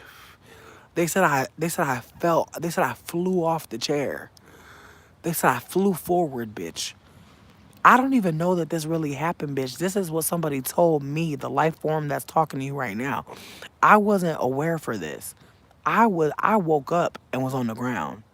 But they told me I had hit the blunt, I had hit the bong off the dab, handed the fucking bong back. And then as soon as I handed the bong to dude, I coughed and then flew out my chair and hit this man in the knee with my head. Sweetie, this was back in the day when I used to wear a lot of makeup, so I immediately looked at his knee, bitch. And somehow my setting spray has set my skin, bitch, into formation. And so none of my makeup came off on his knee, bitch, but I was shook. I was like, damn, let me see what that knee looking like. Cause I know it's some motherfucking honey beige. Some honey beige Maybelline, bitch, fit me on there. And that shit ain't coming out for nothing. Like, you might as well throw them hoes away, bitch. That's gonna look like some dirt for the rest of your life. Bitch, I don't know. I didn't ask, bitch. I was so fucking embarrassed. And I was slightly attracted to him, too. And I was like, yeah, we ain't never gonna fuck now. I know we ain't never gonna fuck. I done fucking attacked him with my forehead, bitch. And I know y'all see my forehead. It's ancestrally strong. And I just knew, like, when I hit that man's knee with my forehead, I knew I had cracked his patella probably and his femur and shit. He probably was just being nice. I bet he was on a scooter actually the next day. One of them little scooties, bitch. Because honestly, the way my head, I felt no pain, bitch. That's how I knew his leg had absorbed the shock. I felt nothing. When I woke up, I was just trying to breathe again. But I felt fine. But from what they told me, bitch, I done fucking flew, hit a knee, hit the floor. They done picked me up, put me over a trash can. And bitch, I wasn't lucid for none of the shit that had happened. And so I'm like, what was I doing? Like, what was my energy like? Like, I really wish I would have had a camera on me just to see what my energy is like with no thoughts, like no nothing, just vibes. But yeah, thank y'all for chilling me while I smoke. Honestly, like I said, people who be online and be doing live shows and videos, oftentimes we're very isolated people, and like we just find it easier to connect on a screen because honestly, it's a way of like connecting with a bunch of people without having to like run out our social battery. Because we do have a social battery, but we just might not know how to like use it correctly. Like today, like when I went out to the event I went to, it was good, but when I wanted to leave, my friend was so happy. Oh, my lungs are definitely lunging. Honestly, like I have a friend who just got a CPAP machine, and I was like, damn, because like I had a partner tell me that like sometimes I would stop breathing in my sleep, and I'm like, damn, that means I need a CPAP machine, bitch.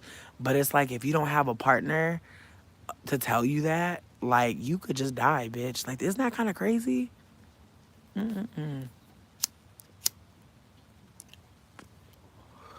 Cause my one of my friends just found out. Me too, flowers. I hope you get out soon too, if you wanted to. But I had a friend who just told me that their partner got a CPAP machine because they heard them stop breathing while they slept. And it just really hit me like, damn, I've been in romantic relationships where I've gotten information about my health from my partner.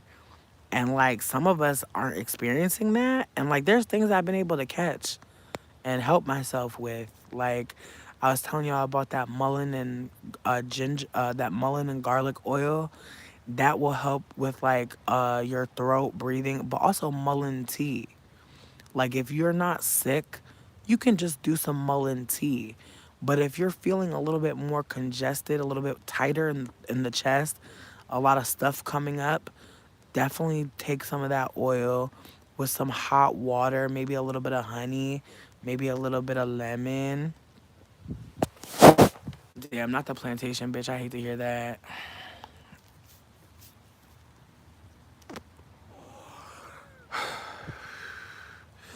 Like, I love working in plant medicine space. I do.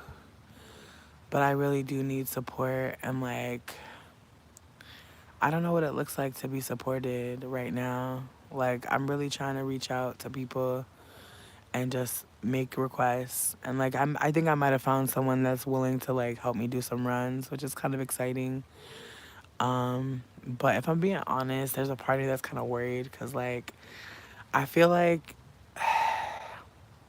I'm trying really hard not to talk to people who are bored. And it's really hard because, like, I can't tell if, like, this person is just, like, guarded or if, like, they're just talking to me just to talk. Maybe stop smoking. I actually don't want to stop smoking. I actually enjoy smoking. It makes me feel good.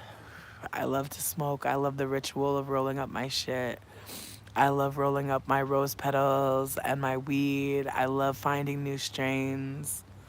I just really enjoy smoking. So, again, if anybody is sick or if you've just been coughing up a lot of stuff or your throat sounds like this,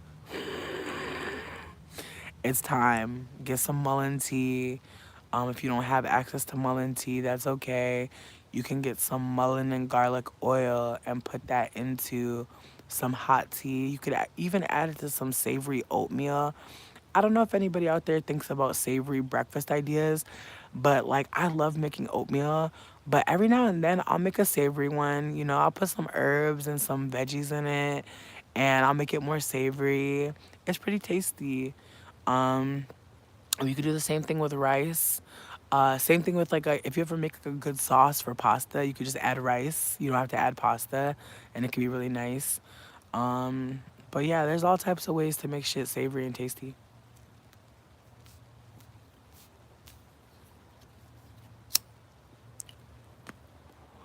Ooh, sidebar.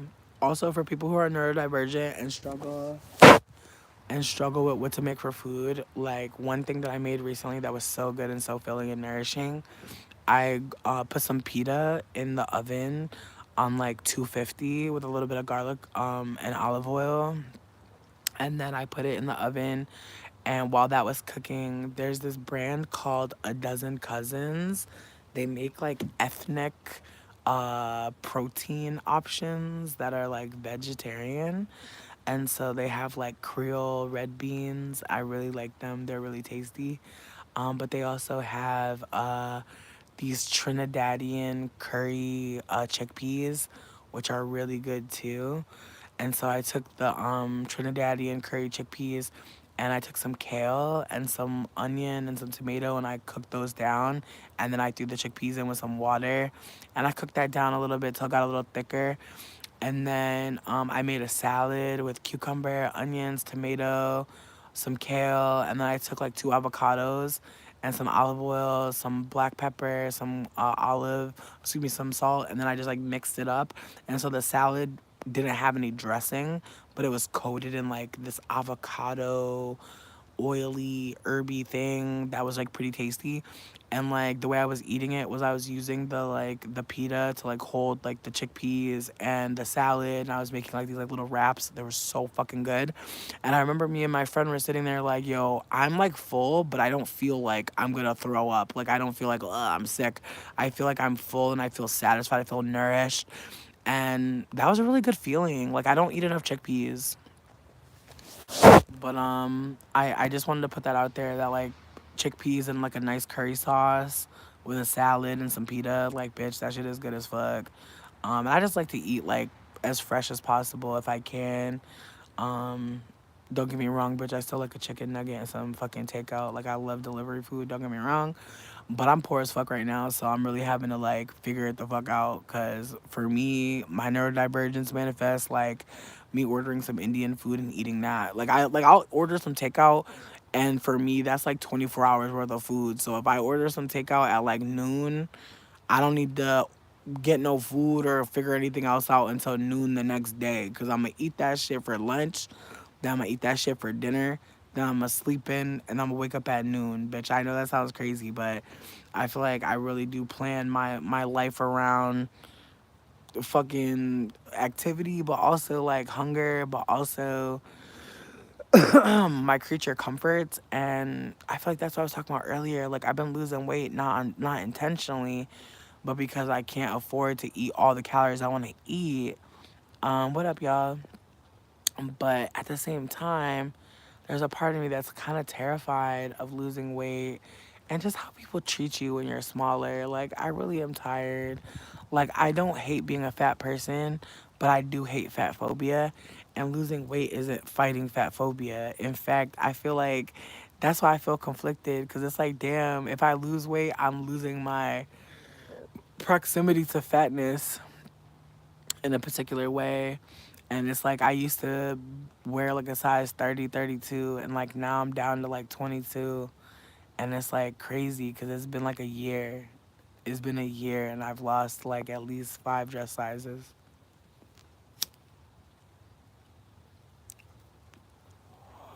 And it feels weird.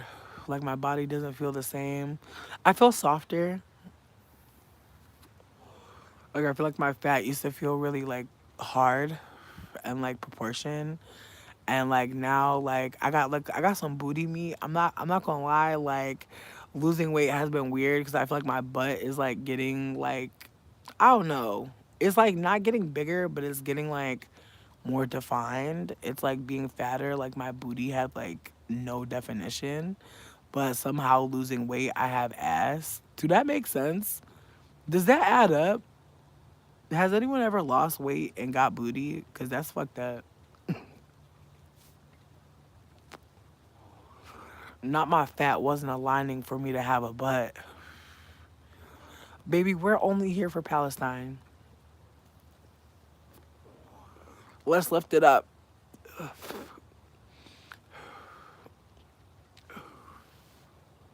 Israel's a false state. Mm, I don't know. I feel like I'm gaining some muscle, sure, but I'm definitely losing fat. And I feel like that's scary because I don't have a lot of muscle, bitch. So I feel like I feel like my little booty muscle might be the only, because honestly though, you know what? Because I could actually twerk now, and before I couldn't shake my ass. Like I actually have like booty meat to shake. Like I don't think I could clap yet, but I'm close to clapping. I'm not even going to front. Like I'm really excited about my booty because like my booty is actually feeling like booty full. Like I was putting lotion on my booty today. I was like, damn booty, you're bootying. Like really, like bitch, my bath was so good. Like bitch, that bitch Jill Scott in the bathtub, bitch. Ooh. And then when I was getting out the bath, you know what song was playing? My Power, bitch. Black is King album, bitch. Bitch, I can clench and let and release and it do a little something. Not a semi clap. A semi clap is crazy. I love it though. I'm definitely semi clapping. I could clench and buck. I'll tell you that. You know, if I can't clap, but I can clench and buck. Okay, and that's all you need, bitch. The fat bitches already know anything could be a pussy for real if you clench and you buck. I'll tell you right now, bitch. That's a song. Anything could be a pussy if you clench and you buck. I'm telling you could do it, bitch. You could fuck a bitch arm, a bitch leg, a bitch back. Let me stop. I'm just saying though, you could fuck a bitch back. I'm so sorry. I'm so sorry for anybody who gets this song stuck in your head, but you can fuck a bitch back. You can fuck you can fuck a bitch flap. You can fuck a bitch back. You can fuck a bitch flap. You can fuck a roll. You can fuck a pussy hole. You can fuck a belly button bitch too. You can fuck anything that you want to. You can't stop the clench in the book. Let me stop, bitch. I'm so sorry.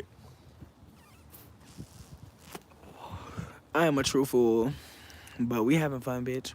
Anyways, like for real, I clearly needed this conversation. Also, bitch, clearly, I needed to take those mushrooms earlier, cause baby, when I tell you the way I've been stressed about shit that I cannot control. And isn't that a beautiful thing? I feel like that's very Scorpio energy, is it not? Being stressed about shit we cannot control.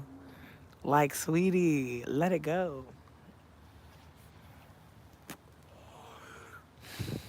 I'm gonna let it go. Like, I wanna be successful, but I feel like being successful may not look the way I thought. And I'm grateful, cause I'm not trying to, bitch, hell no. If it's gonna make me crazy, baby, I don't want it, okay?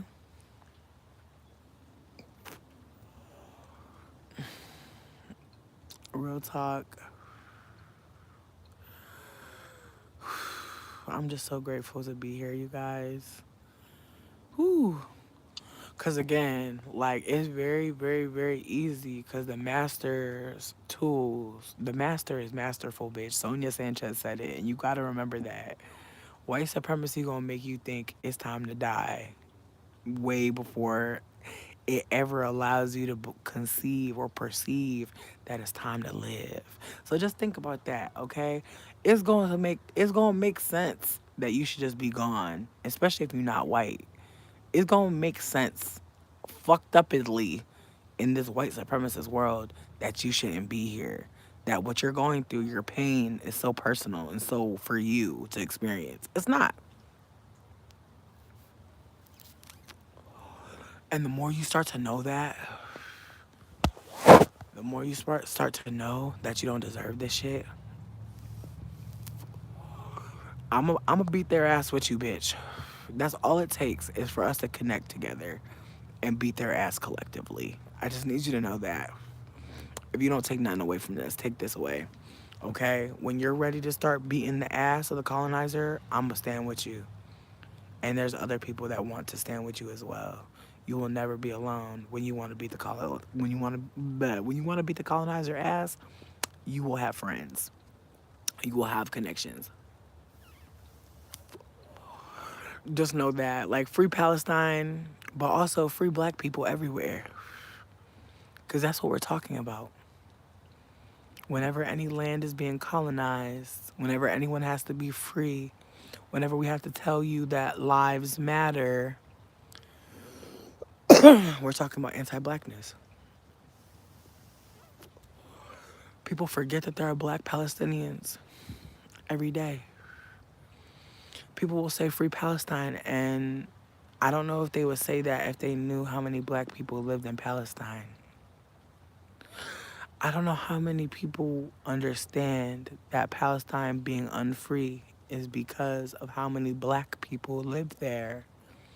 I wonder how many people really know that the struggle black people face in America is a struggle every black people face everywhere.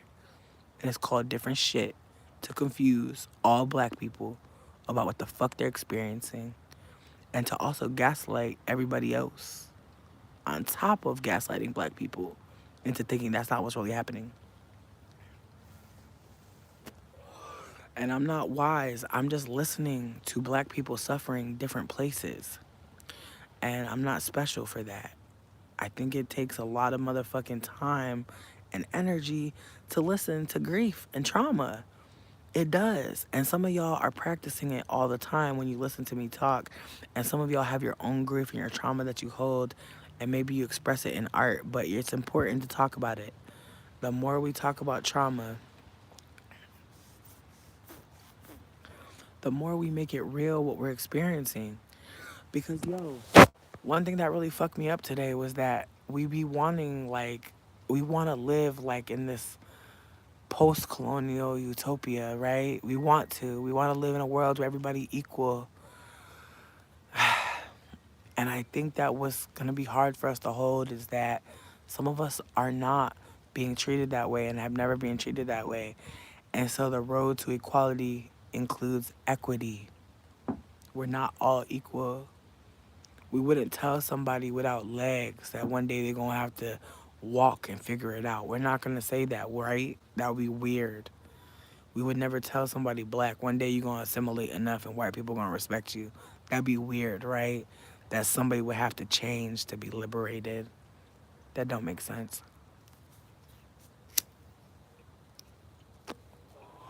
So just keep that in mind. Like, your suffering is not what you deserve.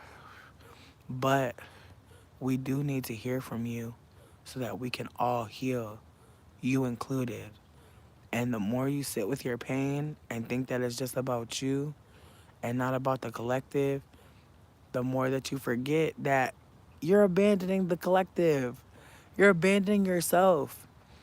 Like, we need to hear stories of pain, bitch.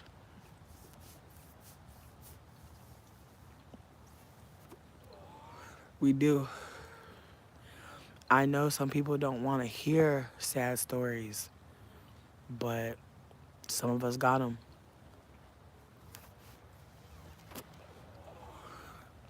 And that doesn't mean that we are a sad story or a sad person. It just means that we have something to share from where we've been. And I hope that y'all take that with you. That what you've been through is not who you are.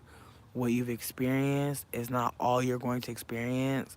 The trauma that's happened may happen again, but that's not because of who you are and what you deserve. It's not. We have to hold that some relationships are patterns. But the pattern a lot of times is self-abandonment. Sometimes we connect with people who remind us that we don't really like ourselves. We don't really feel safe. We're not really loving ourselves. Like, sometimes it's really just our inner child just trying to look for the things that tell us, yeah, that's true. So I get around white people, start people pleasing. I'm trying so hard not to do that because it's manipulative. If I don't want to do something, I don't want to do it. That's okay. If someone wants me to do something, we can talk about it and collaborate and figure it out. But you don't have to be thinking 10 steps ahead. And if you do, I hope you can get away from that place. If you don't know if you're doing something wrong because people don't talk to you, I really hope that you can get away from that place. If you feel like you're always fucking up, you feel like you're always getting ready to get in trouble, getting ready to get cussed the fuck out, I really hope that you get away from that place. Because sometimes we don't know that we're in a bad place because it's better than where we've been. And I feel like that's where I'm coming from now, is as a person who realizes that I deserve good things and I deserve to be treated with kindness, even if I don't always feel like I've been worthy of it. Even if I feel like I've accepted some bad behavior before, it doesn't mean I have to keep on doing it. So I just hope y'all know, like, whatever the fuck you were doing, you don't gotta keep doing that shit. But also, whoever you were accepting in your life before, you don't have to keep accepting them. Scorpio season is about being very aware of shit that has to change. And you have Mars on your side, the planet of war, so it's a lot of action, but Pluto is a subtle reminder that we don't know everything. And it's the best thing. We don't know everything, and it's the best thing. Like, some shit is a mystery, bitch, and it's a protection. Like, sometimes we don't know why a relationship didn't work out. We don't know why our mom didn't love us. We don't know why our dad distanced himself from us. Well, we'll never know sometimes. But does that really matter? Are you around people that make you feel loved right now? I just want you to get present with yourself. Like, for real. Because we all got a fucked up story. I know we do. Everybody here got one fucked up story at least of someone making us feel like we weren't shit. But who makes you feel like you are shit? Who uplifts like how great you are? Who tells you that you're special? And honestly, bitch, if it's not you, like, if you're trying to think of people and you're not talking about yourself, you not think about yourself at least a little bit, bitch, get on it. You got a mirror for a reason. Like, spell work is not just one sided and you casting on people. Spell work is also looking yourself in the eye and speaking on your life. And sometimes we don't know that. It takes time to realize that. But the mirror is a powerful tool. It's why it should be cleansed and why you can't just pick up a mirror from everywhere. But it's okay. We learn, we make mistakes. We might fuck around with a cursed object or two. We might forget that we have to cleanse everything that we want to use to manifest. It happens. It's okay. You're not a bad witch. You're not a bad conjurer. You're not stupid. Why would you know all the ancestral fucking secrets right now? Why? Why? Why would you know everything? That's so silly. I'm glad that you know that that's silly. I'm glad that you're maybe learning that that's silly. I'm glad that maybe you're holding space for the fact that it's been silly to think that. Maybe you'll still think that a little bit. Maybe you'll still think you're supposed to know stuff. But you're not. It's such a gift when we get new information, right? You know how that feels? When you hear something and you're like, oh my goodness, I could use this. This is important information. Oh, I'm so grateful I was here. The alignment, the blessing. Like, those are things that we don't always get. We don't always hear some shit and like it hits. Some shit we gotta hear again and again and again. And then one day we're gonna be like, oh shit, yeah, okay. Some of us got ADHD. Some of us were never talked to in a way to where we could receive the information. Some of us, because we were talked to so crazy and so fucked up and so ugly and with such cruelty, when people tell us stuff, we really don't be listening. We really just like have to scan it a couple times to make sure it ain't no bullshit trying to drag us. And I hold space for that too. I definitely feel like I'm trying to remind myself I don't have to be defensive when people say shit that I don't like or things that I don't appreciate. Some people just offering something. Some people may be trying to get us annoyed, but who cares? Why are we annoyed? Like, I don't know. I'm just trying to question all my feelings and like, do I really feel that shit? What am I feeling versus what I think I should feel? Because again, I've spent a lot of time wasting a lot of time trying to outthink shit. That's not about thinking, it's about feeling. What do I feel? For real, get present with yourself, friends. I'm gonna keep saying it.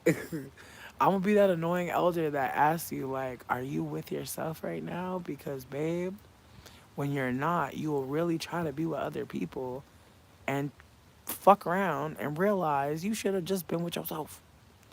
So just know, like, you are safe with yourself.